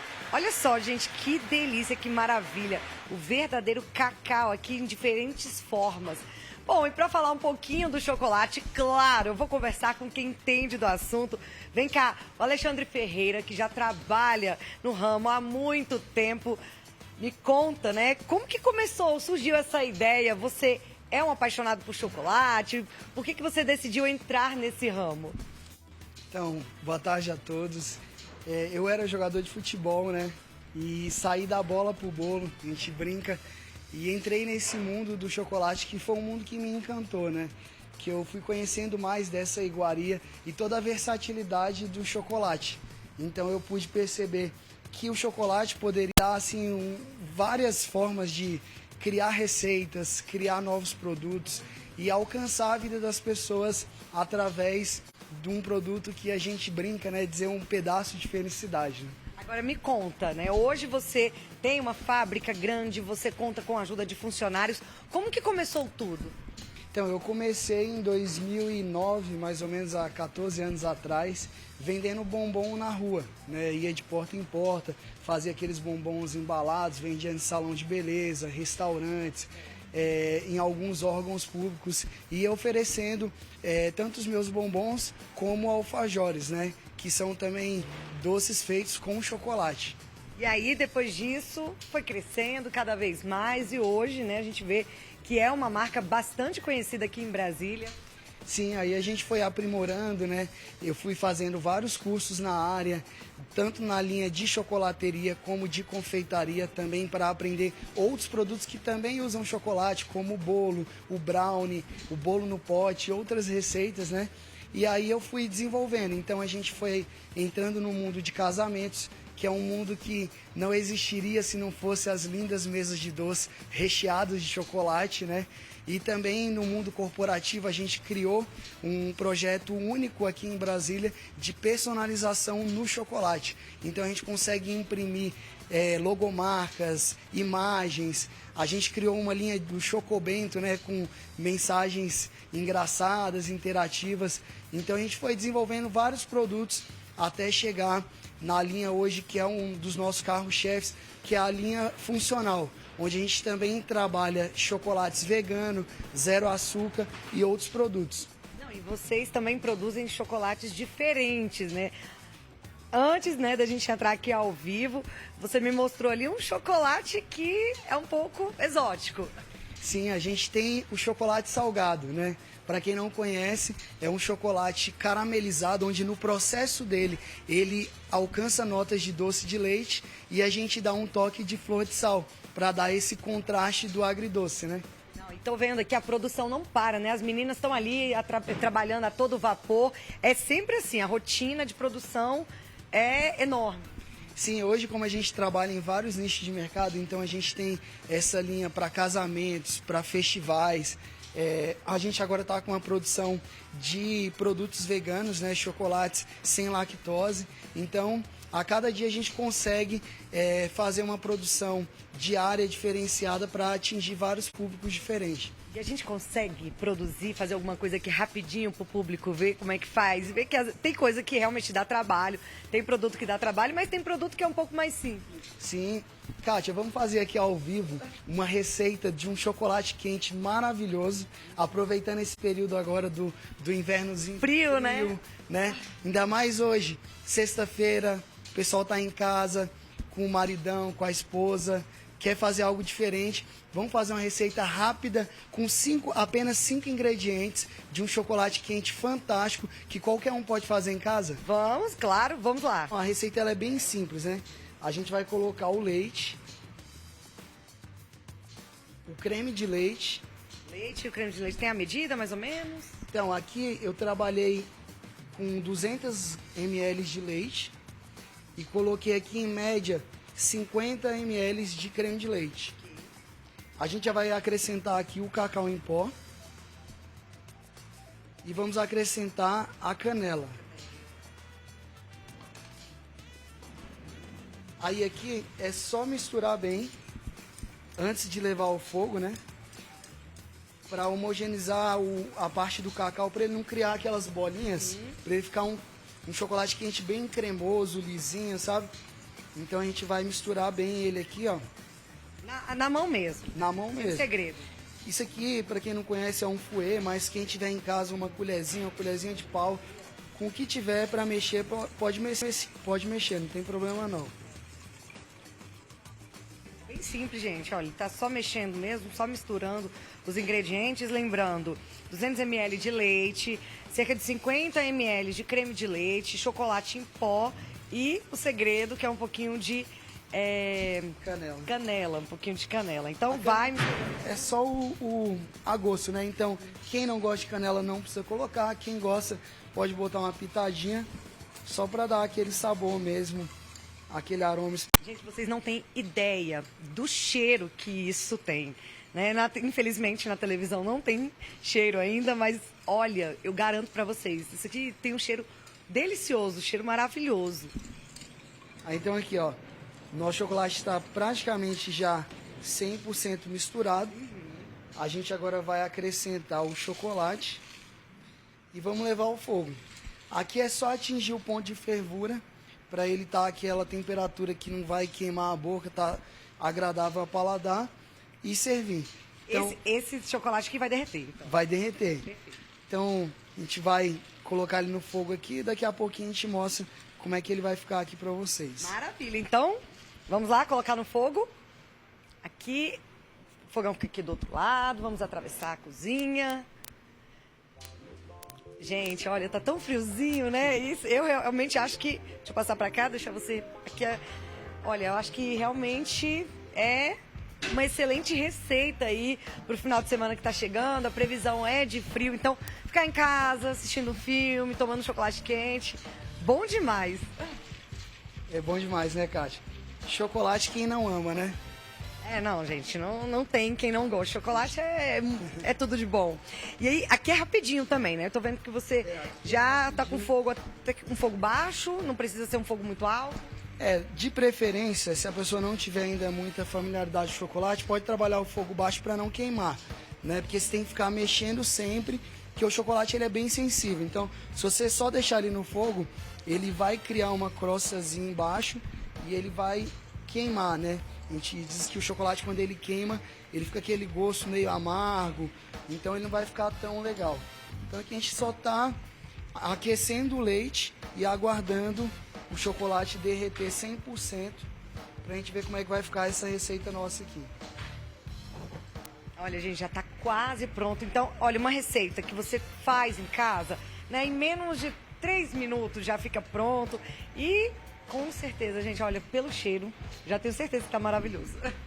Já consegue sentir o aroma que vem. Chocolate bom, gente, faz toda a diferença, viu? Olha, quando vocês forem comprar chocolate, tem que pesquisar se realmente é um chocolate ele, verdadeiro, que vem do cacau, que tem a manteiga de cacau, porque é completamente diferente daquele bombom, aquele chocolate que você compra que tem essa gordura hidrogenada. E, Kátia, vamos dar uma dica aí para os telespectadores? Quando você for no mercado e você procurar na embalagem o chocolate nobre, que a gente chama, ele tem que estar escrito chocolate. E quando o produto não é de boa qualidade, ele está escrito cobertura sabor chocolate.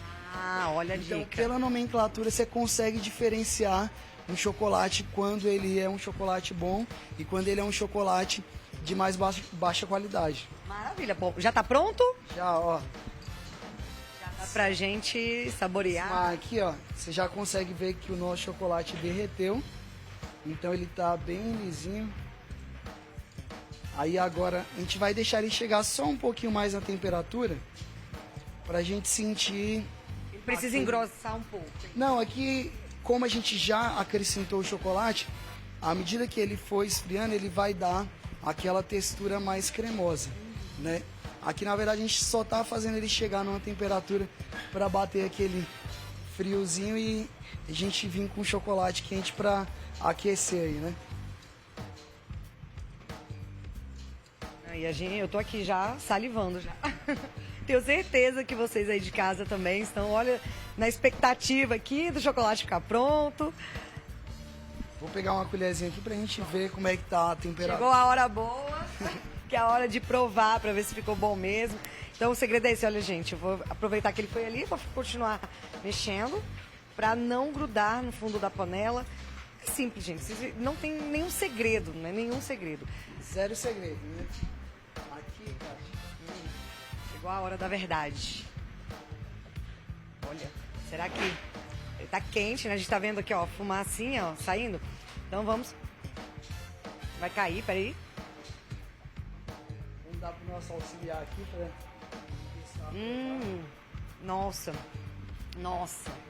Nossa. Não. Já tá na temperatura boa? Tá, maravilhoso. Não tá quente, não. Pode tomar sem medo. Nossa, gente. Gente, eu vou aproveitar então, vou ficar por aqui, vou colocar esse chocolate quente ali numa xícara, vou tomar com calma. Podem ficar com inveja em casa. Não, fica não, gente. Só fazer a receita, final de semana, você já tem todos os ingredientes, então faz a receita aí, toma um chocolate quente, aproveita esse friozinho, viu? Não tem nada melhor, né? Comemorar, claro, né? O Dia Mundial do Chocolate, não é isso, Alexandre? Isso mesmo, aqui, ó. Já tá com a nossa receita pronta. Ó, olha aqui. Receita pronta, a gente vai finalizar aqui então com esse chocolate quente.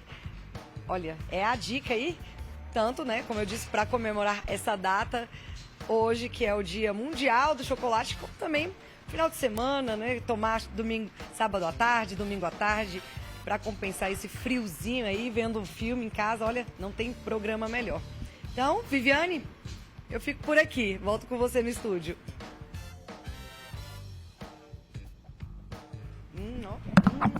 Aqui, ó. Vou até brindar, ó. Nossa. Maravilhoso. Nossa, aprovadíssimo. Deu água na boca, né? Olha, o chocolate quente é bom demais nesse friozinho. E hoje o DF registrou a temperatura mais baixa do ano. Será que vai ficar assim no fim de semana, hein? Eu perguntei para o meteorologista Mamedes Luiz Melo e ele gravou um vídeo bem curtinho pra gente, explicando como é que vai ficar no fim de semana. Conta, Mamedes. Distrito Federal amanheceu com uma carinha de inverno, tendo as temperaturas mais baixas do ano. Por enquanto, em Águas Emendadas tivemos um registro de 7,5 graus centígrados e também aqui no Plano a mais baixa, por enquanto do ano, em torno de 9,4 graus centígrados. Mas calma, para esse final de semana a tendência é de que essa temperatura começa a se elevar gradativamente, tanto que na madrugada aí deste sábado pode ficar entre 12 e 13 graus e no domingo já se eleva um pouco mais, entre uns 13 e 15 graus aí na madrugada. À tarde também a temperatura se eleva, pode ficar ali no sábado entre 27 e 29 graus e no domingo também pode chegar em torno aí dos 30 graus. Não chovendo, tempo limpo, sol brilhando na maior parte do dia, a umidade relativa do ar também cai um pouco mais. Vai ter uma variação aí entre uns 20% e 30% nas horas mais quentes. Mas ainda fica um pouco friozinho, né? 15 graus pra gente ainda é frio. E olha só, cansados daquelas filas que se formam em frente às cantinas durante o intervalo das aulas, 2 universitários encontraram uma solução para esse problema. Eles criaram um aplicativo que agiliza a compra do lanche e evita que o aluno chegue atrasado ali na sala depois que o sinal toca. Não dá tempo nem de comer o lanche, né? Quando demora muito ali na fila, aí é aquela frustração. Pois eles mudaram isso. E essa ferramenta deu tão certo que virou um emprego. Veja na reportagem. Quem é estudante sabe o que é ter 15, 20 minutos de intervalo e ainda enfrentar uma fila como essa para tentar comprar o lanche. Você não ouviu errado não. Uma pesquisa realizada recentemente em escolas e universidades do DF apontou que 75% dos alunos já desistiram de comer por causa das filas e 60% já se atrasaram esperando o lanche. O Santier sabe bem como é isso.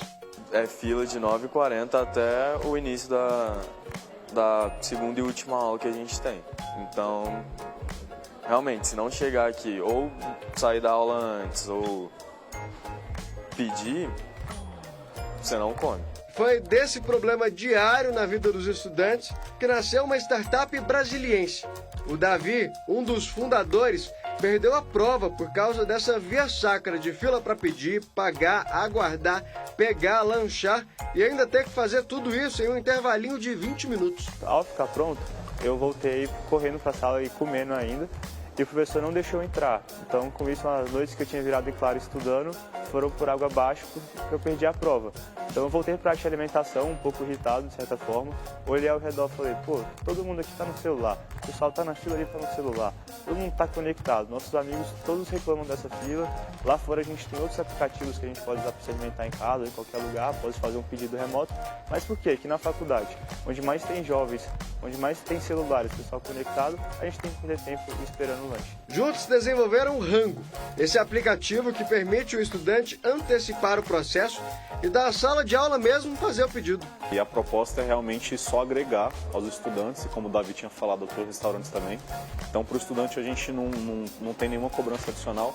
É um canal que ele consegue cortar literalmente a fila. Então, ele pede, paga, agenda, busca, tudo isso de foco é realmente só na etapa que ele quer, de fato, que é se alimentar. E olha, realmente, foi só dar o horário do intervalo, o tamanho da fila que se formou aqui. Quem se antecipou e fez o pedido pelo aplicativo, assim como eu, vem desse outro lado aqui do balcão e já retira. Esse é o meu? Sim. Obrigado, viu? Bom dia. E agora, só aproveitar o meu lanche e ainda o tempinho que resta do intervalo. O Luiz também não perdeu tempo na fila. Com o celular na mão, praticamente em um clique, já estava saboreando o seu lanche. Agora eu, na sala mesmo, já peço minha comida, meu energético, alguma coisa assim para despertar. Desço, pego, olho todo mundo sofrendo na fila, volto. Melhorou muito minha vida aqui. O app já está presente em cerca de 50 escolas e universidades e está prestes a expandir para outros estados. Já temos convites de outros estados também para iniciar. A gente já tem um pezinho lá em São Paulo, uma faculdade grande, que tem o objetivo de botar o Rango lá, porque realmente a faculdade com 40 mil alunos que tem essa dor latente. Então, nós queremos realmente fazer essa expansão. Então, a gente quer consolidar aqui no DF, levar para todas as faculdades de relevância e aí depois irmos para um passo maior, que seria outro estado. Legal, né? Estavam com dificuldade ali, arrumaram um jeito, encontraram uma solução. E olha, gente, um homem de 21 anos de idade foi preso depois de tentar matar a ex-namorada e ameaçar a própria tia em São Sebastião. Tudo isso porque ele não queria aceitar o fim do relacionamento. Aí ele chegou a esfaquear a ex na região ali do pescoço e só decidiu ir embora porque acreditou que ela estava morta, já que a vítima ali acabou fingindo também que estava desacordada. Fingiu, ele achou que ela tinha morrido, acabou fugindo. A repórter Tayane Mello traz mais detalhes desse caso. Tayane, olha só, depois que ele cometeu esse crime, né, esfaqueou ali a ex-companheira, que graças a Deus sobreviveu, ele se escondeu na casa da tia e ficou ameaçando essa tia? Como é que foi isso?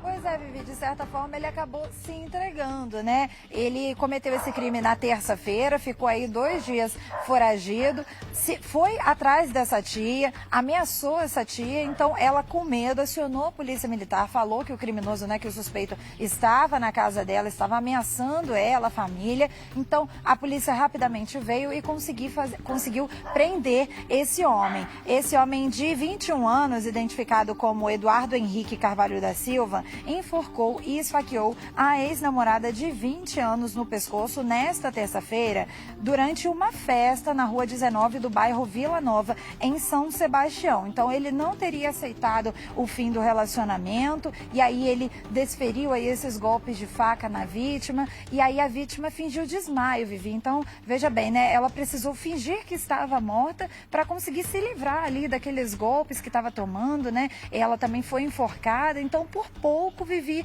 a gente não vem aqui noticiar mais uma vítima de feminicídio aqui no DF. Então, depois que ele achou que ela já estava morta, ele fugiu do local. Essa vítima foi atendida em uma UPA e depois de receber alta, ela está se recuperando em casa. A prisão preventiva dele foi decretada pelo Tribunal do Júri de São Sebastião. Então ele está preso, né, na carceragem da Polícia Civil. Esse caso está com a 30ª DP e aí ele vai ser apresentado em audiência de custódia. Então, se ele for condenado, ele pode pegar até 30 anos de prisão, Vivi. Então, felizmente, a gente vem trazendo esse caso aqui de que a vítima não morreu, né? Não faleceu, Vivi, porque a gente não aguenta mais falar de tantos casos. A gente vai até relembrar aqui alguns dados da Secretaria de Segurança Pública do DF, que de janeiro a abril desse ano foram registrados 24 casos, né, de tentativas de feminicídio. Em 69% desses casos, os autores usaram armas brancas para tentar tirar a vida das vítimas. Então,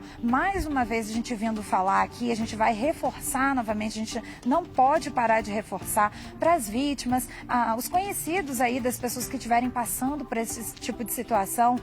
A gente falou essa semana, né, de um caso de feminicídio que aconteceu, que o criminoso, né, o suspeito chegou a comprar uma arma, tinha uma arma em casa. Então a gente reforça aí para as pessoas tomarem cuidado, né, Vivi? Ligarem para a polícia, fazerem a denúncia antes que seja tarde demais. Essa vítima do caso de São Sebastião, né, por pouco ela não morreu, por pouco ela não faleceu. Então a gente reforça aí todos esses cuidados que tem que ter e a gente vai continuar acompanhando esse caso, Vivi. Volto com você.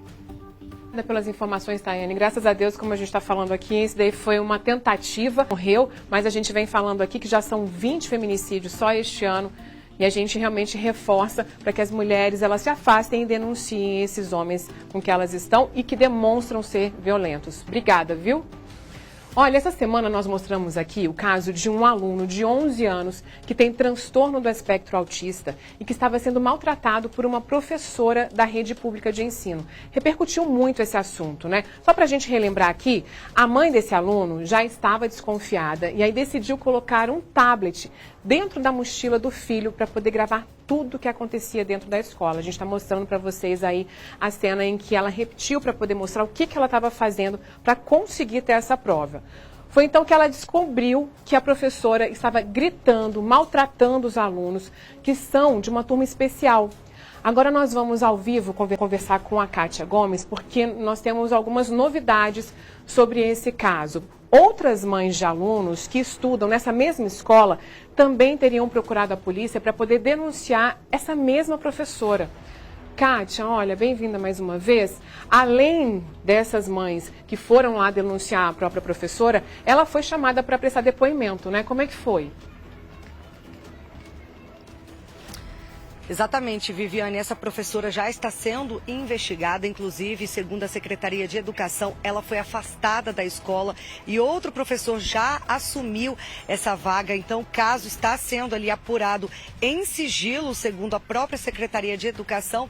E além dessa professora, né, o caso repercutiu tanto, uma outra professora também agora está sendo investigada por cometer a mesma atitude com os alunos, né, falar ali de forma grossa, de forma ríspida com esses alunos. Bom, diante de toda essa situação, os pais decidiram fazer um protesto, uma manifestação que vai começar logo mais às 2h da tarde, em frente à Regional de Ensino aqui do Guará. E para falar sobre essa manifestação e sobre os desdobramentos desse caso, eu vou conversar agora com a Marina Valente, que é a mãe que fez a primeira denúncia, a mãe do menino de 11 anos, que tem o transtorno do espectro autista e que foi ali a principal vítima dessa professora, né? Bom, me explica então como é que está agora o caso. Essa professora, ela foi afastada, inclusive já foi chamada para prestar depoimento e vocês estão lutando, né, para que de fato ela responda pelo ato dela. Isso. A professora, no caso, ela não foi afastada, ela apresentou uma licença médica, né? As devidas providências para os fatos, para a gravidade dos fatos, para a nossa denúncia, não é essa que a gente quer. O afastamento por medida, né, de saúde. E nós denunciamos a direção escolar dessa escola, da escola classe 8, por omissão. Nós queremos a responsabilização de todas as pessoas que estavam aqui para zelar por nossas crianças. Ela soube de informações do fato de que as crianças estavam sendo violadas e não comunicou às mães, então as mães só puderam ter conhecimento de que seus filhos estavam sendo agredidos através da imprensa. Isso gera muito transtorno, muitos traumas, ela tinha esse dever. Eu solicitei o contato das mães para que as mães pudessem ser informadas, eu obtive essa recusa, que elas não poderiam me passar.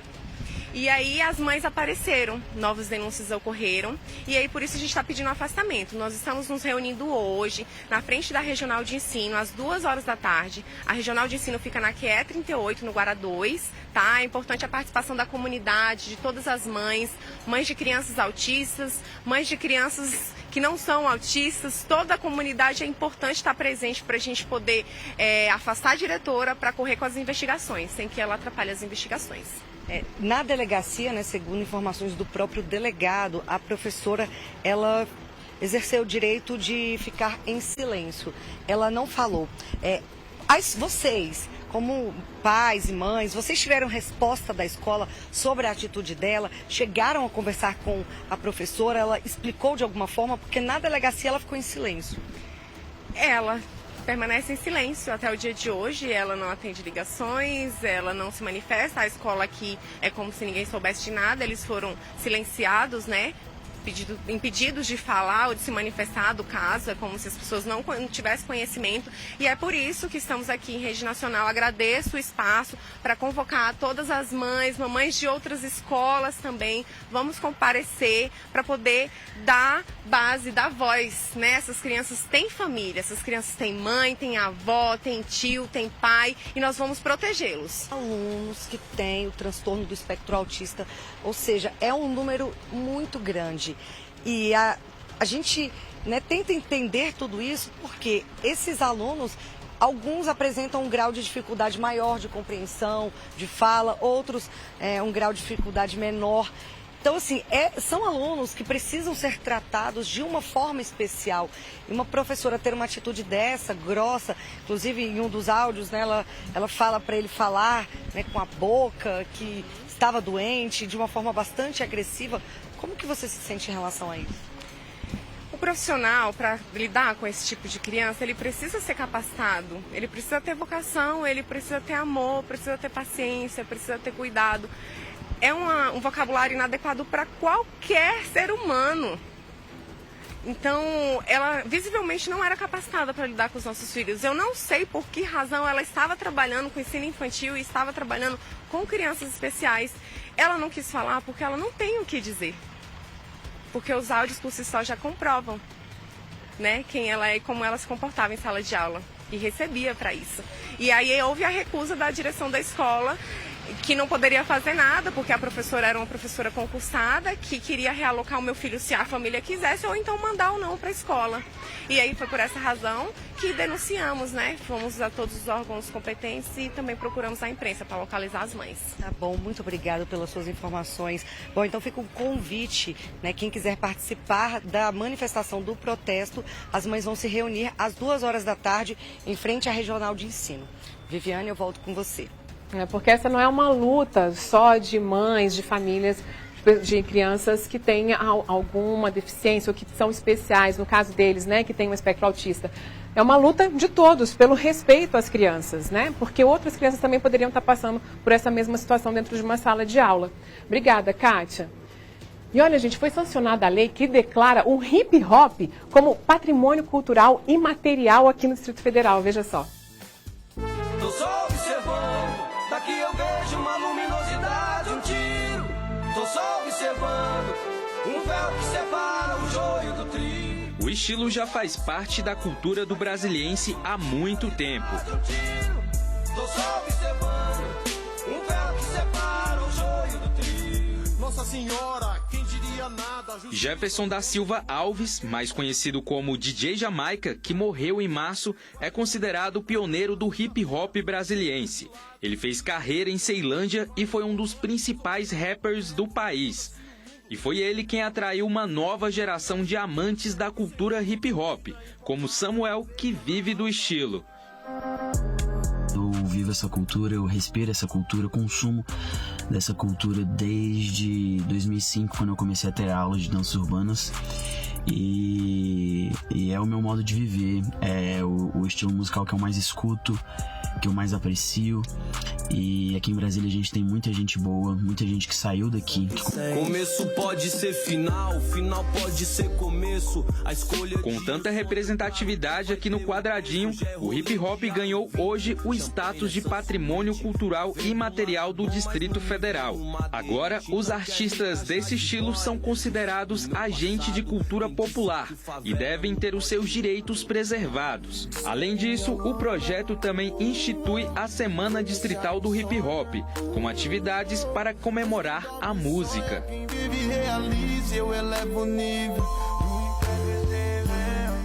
Por décadas, o hip hop tem uma cena muito forte dentro do DF, reconhecida nacionalmente e até mundialmente, né?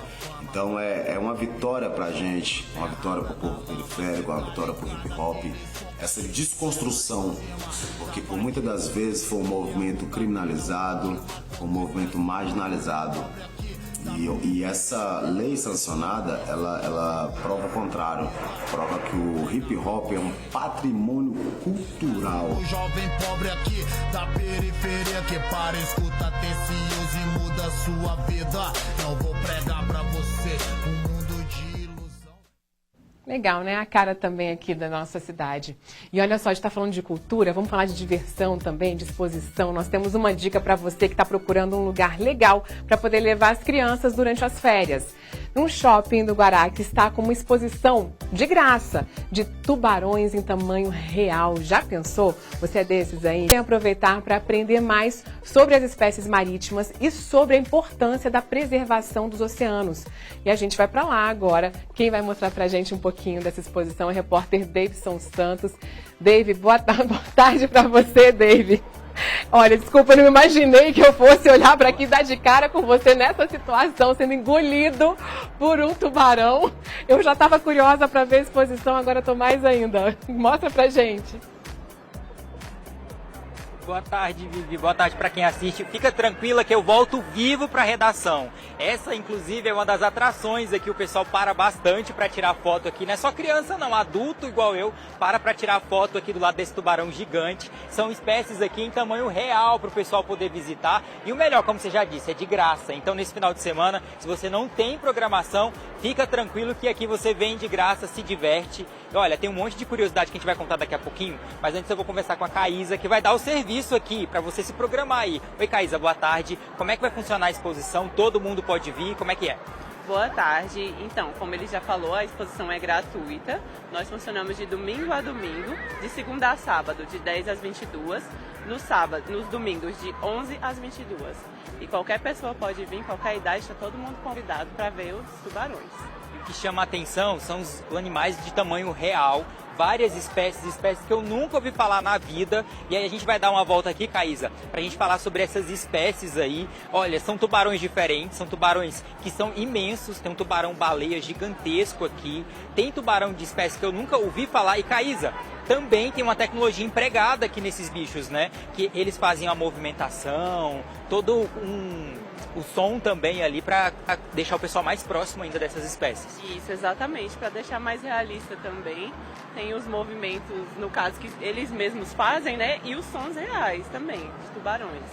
Vivi, eu vi muita criança aqui se assustando, que do nada você tá vendo ali, lendo as informações sobre cada tubarão, e aí a criança dá um pulo, porque ele começa a fazer aquele som. O som, né? É verdade. E aí assusta, então a criança acaba meio que interagindo realmente com os animais aqui expostos. E aí tem também a parte de aprendizado, porque aqui você para na plaquinha, por exemplo, ó, o tubarão peregrino, que é esse tubarão diferentão aqui, ele tem as informações, tem o tubarão zebra aqui do lado também, tem as informações, o tamanho do humano perto do tubarão e também a importância de se preservar o ecossistema para que esses bichos continuem vivos, né? Tem muitos já que foram extintos, coisa do tipo, né?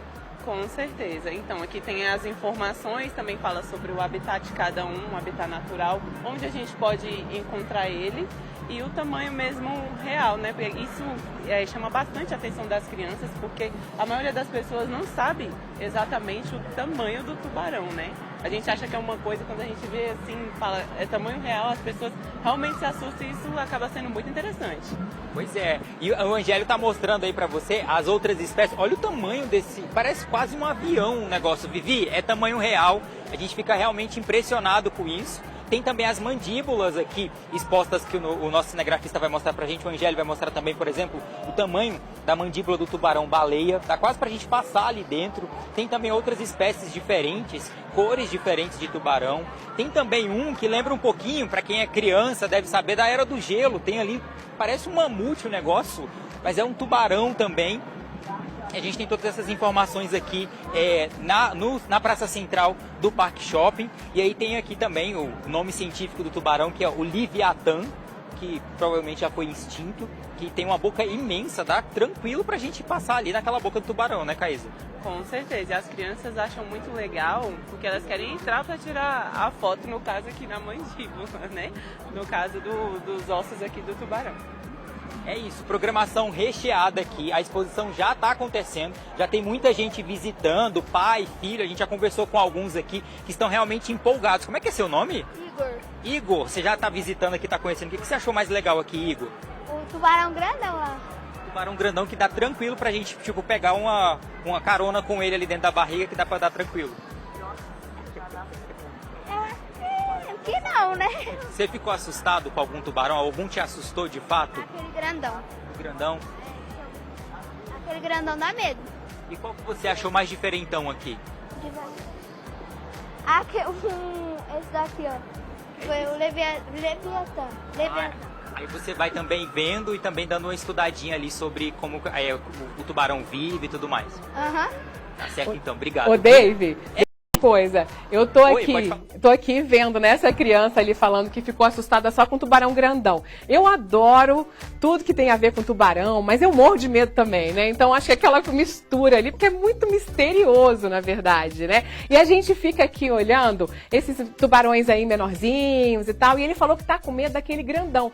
O Neguerê, gente, que vai apresentar daqui a pouquinho o esporte pra vocês, disse que levou os filhos e que foi um barato, que eles adoraram e realmente ficaram ali assustados, e não foi isso, Neguerê? Falando que estava assustado, inclusive, com esse tubarão grandão. Conta pra gente, esse grandão aí é o tubarão-baleia?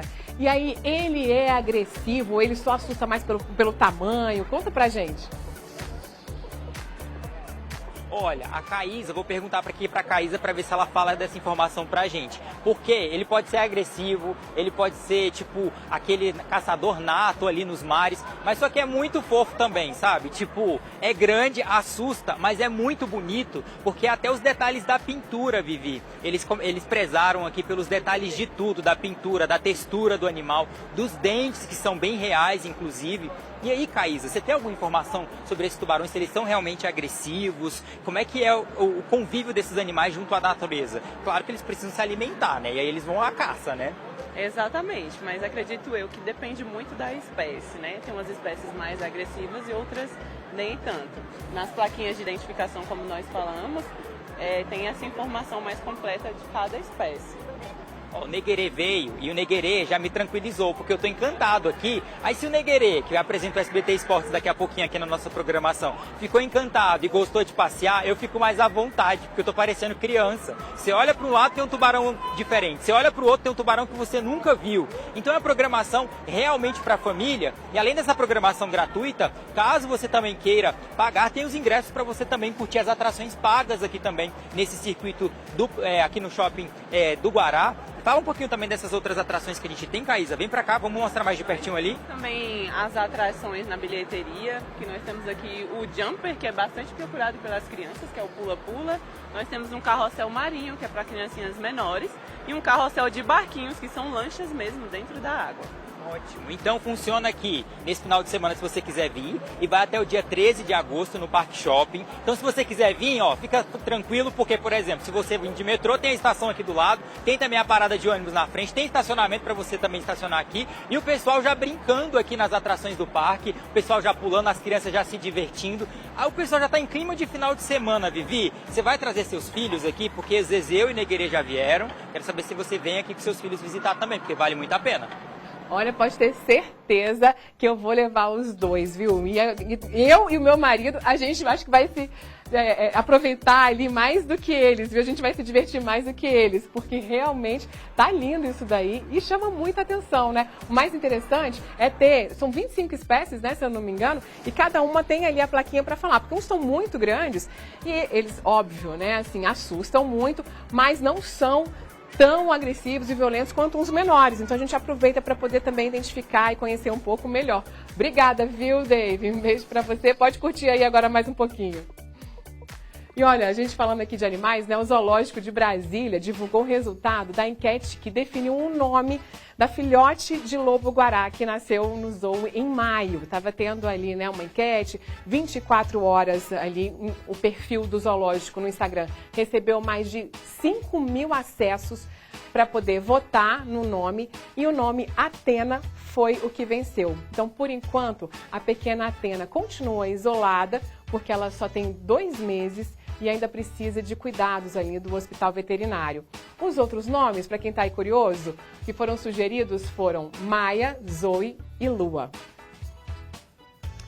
E olha, gente, a qualidade de vida do brasileiro melhorou em um período de 10 anos. Foi o que divulgou o IBGE. A pesquisa considerou um intervalo de 2008 a 2018 e levou em conta fatores como renda, moradia e acesso a serviços.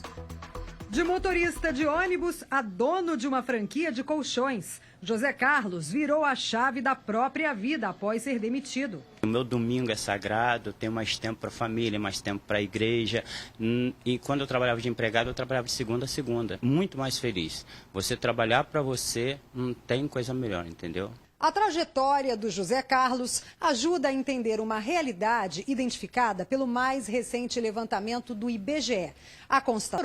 A análise levou em conta as 2 últimas pesquisas de orçamentos familiares, realizadas em um intervalo de 10 anos. O resultado está baseado no Índice de Desempenho Socioeconômico, que cresceu quase 13% e ficou em 6,147. E também no Índice de Perda de Qualidade de Vida, que caiu para 0,157. Quanto mais perto de zero, melhor. Roraima foi o estado com o melhor resultado. Já o Rio de Janeiro apresentou os menores avanços. A análise leva em conta fatores como moradia e renda, além do acesso a transporte, saúde e educação, por exemplo. Todas as camadas da população apresentaram melhora, mas em intensidades diferentes. Você vai observar que há essa diferença, né, e essa desigualdade. Quando a pessoa de referência da família é preta ou parda, quando a pessoa de referência da família tem pouca instrução, quando a pessoa de referência da família trabalha como conta própria ou empregado doméstico, ou então está fora da força de trabalho. Este cientista político da PUC-Rio vê os dados com cautela. Esse avanço ainda não foi suficiente para que a gente possa falar de um país mais igualitário, de um país mais desenvolvido. E olha, um assunto que repercutiu muito esses dias foi a infecção generalizada que o ator Estênio Garcia teve. Ele foi internado um mês depois de ter feito uma harmonização facial aos 91 anos. E aí surgiram várias dúvidas sobre se essa teria sido a causa da infecção. A família do ator descartou essa possibilidade e ele se recupera bem. Já postou inclusive vídeos nas redes sociais tranquilizando os fãs. Mas aí, será que há um risco mesmo de infecção? Quais são os cuidados e os benefícios desses tratamentos para a gente poder envelhecer bem? Foi o meu assunto no podcast Viva Mais, Viva Bem dessa semana com a dermatologista Rafaela Drummond. Vamos ver uns trechos?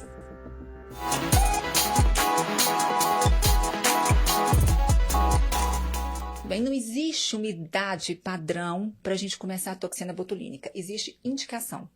Durante o podcast, a dermatologista Rafaela Drummond explicou para a jornalista Vivi Costa o que acontece com a estrutura do nosso rosto com o passar dos anos e quais os tratamentos disponíveis hoje para que o efeito rejuvenescedor seja mais natural e seguro. Não dá para a gente tratar um rosto envelhecido, uma pele flácida somente com ácido hialurônico. Por quê? Você vai ter que injetar muito, o paciente vai ter o seu formato do rosto alterado, o paciente vai ficar insuflado. Rafaela explicou como o ácido deve ser usado e que há risco sim de uma infecção.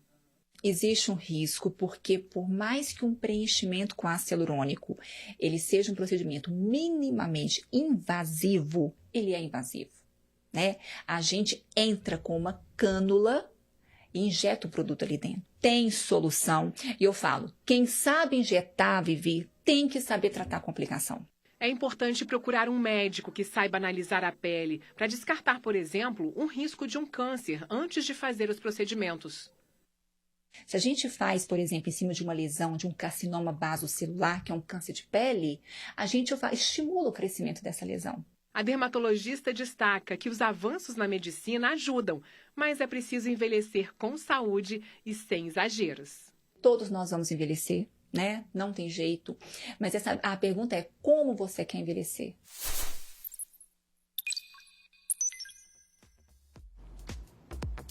Pois é, ficou interessado? Olha só, a entrevista já está disponível para você ouvir a hora que você quiser. Ela fala, inclusive, sobre todos os tratamentos para harmonização facial.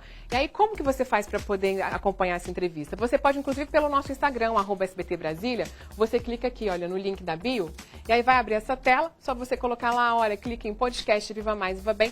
Você já consegue ir direto lá para a entrevista. Esse bate-papo está bem interessante. E aí você vê no canal do YouTube, no canal do SBT News e também no Spotify. E olha só, a edição do Na Praia 2023 já começou, né? Quem conhece já sabe como é que tudo funciona naquele espaço lá. Tem muito lazer, tem muita música, é muita diversão. E este ano tem uma novidade que vai mexer com a criançada, principalmente para quem adora brincar na água. Quem vai mostrar pra gente? A repórter Kátia Gomes. Conta, Kátia, que surpresa é essa aí? Oi, Viviane. Olha, praia já é tudo de bom e a gente sabe que a criançada adora. Agora você imagina, praia com parque aquático. Essa é a novidade do Festival na Praia esse ano. Olha só o espaço que foi montado para as crianças se divertirem. E para falar sobre essa novidade, eu vou conversar agora com a Fernanda Hollenberg, né, que vai contar como que essa ideia surgiu, né? A gente sabe, criança gosta de praia, então juntar a praia com um parque aquático desse.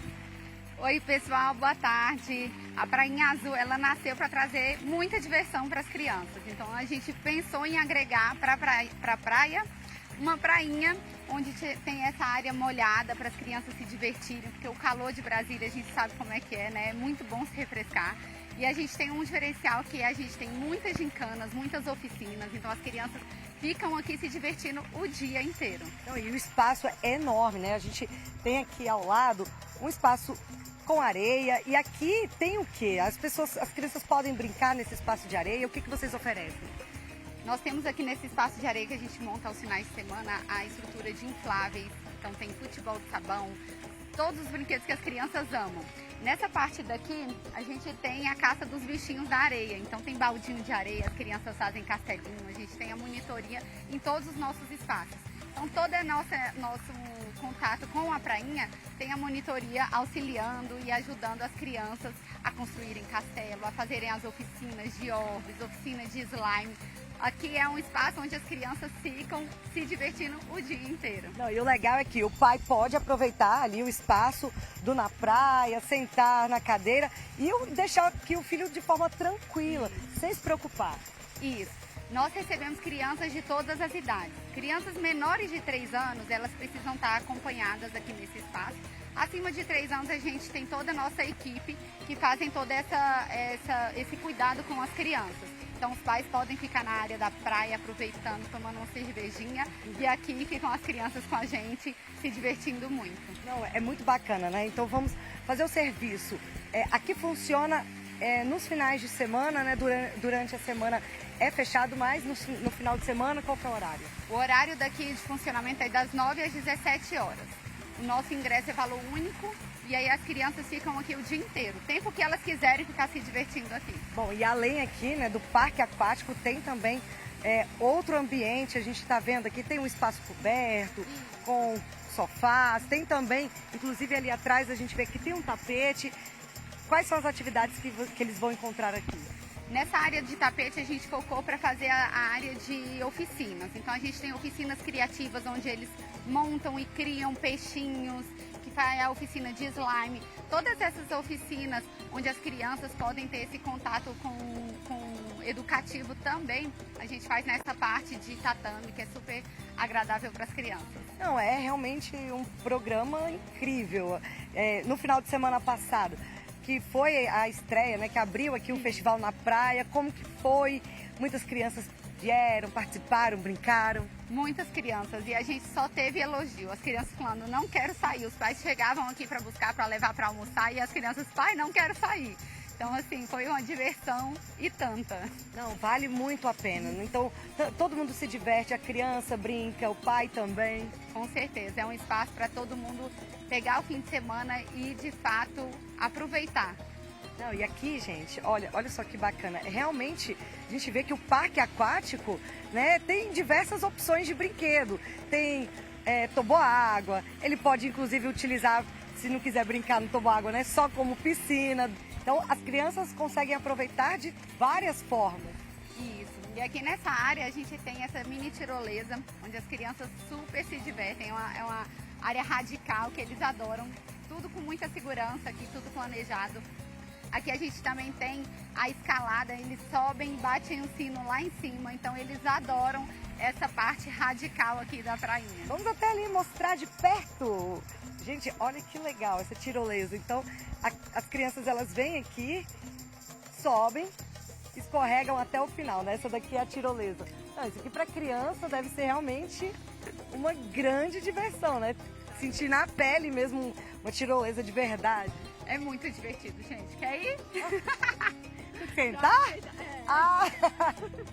Olha, eu só não vou porque eu estou aqui conectada, né? Eu estou aqui presa com o microfone, mas fica aí a dica, viu? Para as crianças participarem, se divertirem aqui na Prainha Azul, que fica, gente, dentro do complexo na praia, né, Fernanda?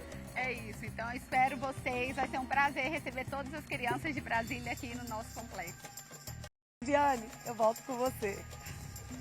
Adorei as opções. E olha, depois de um mês de festas juninas, começam agora as festas julinas do mês de julho. E se você gosta de uma comidinha típica, né, confere agora na nossa agenda dos arraiás aqui do DF. Mais uma sexta-feira, mais uma agenda de São João aqui. E esse final de semana, o 2º de julho, continua muito animado em todo o DF. O Quintal da Dona Graça é uma boa opção para todo mundo na região do Parkway. O evento é hoje, sábado e domingo e tem muitas opções de comida típicas, quadrilhas e diversão. Brincadeira começando, na grande roda nosso mundo vai girando. Neste sábado, o grupo Resgate Noroeste promove a 2ª edição do Arraiá Pet Solidário. A entrada é gratuita e tem programação para toda a família. Todo o valor arrecadado na festança vai ser revertido em doações para ONGs protetoras dos animais. Outra iniciativa muito legal é da Escola Arara Azul, lá em Águas Claras. Além das comidas típicas, brincadeiras e muita alegria, a festa junina da escola traz muita reflexão e aprendizado sobre sustentabilidade. É neste sábado, a partir das 8h30. Vale conferir. Mas como eu não tenho. E se você for em alguma dessas festas, tira muita foto e marca a gente lá no @SBT Brasília no Instagram. Tchau, tchau! Não vai faltar opção, né? E você já notou que tem novidade aqui no SBT? A partir das 9h30 da manhã tem Bom Dia e Companhia para a criançada se divertir, para a família inteira. E aí, depois, 11h40 da manhã, a gente se encontra aqui no SBT Brasília, primeira edição. Por hoje é isso. Muito obrigada pela companhia essa semana, viu? Um ótimo fim de semana, descansa. A gente se vê na segunda-feira. Agora você fica com o SBT Esporte Brasília. Um beijo, tchau, tchau.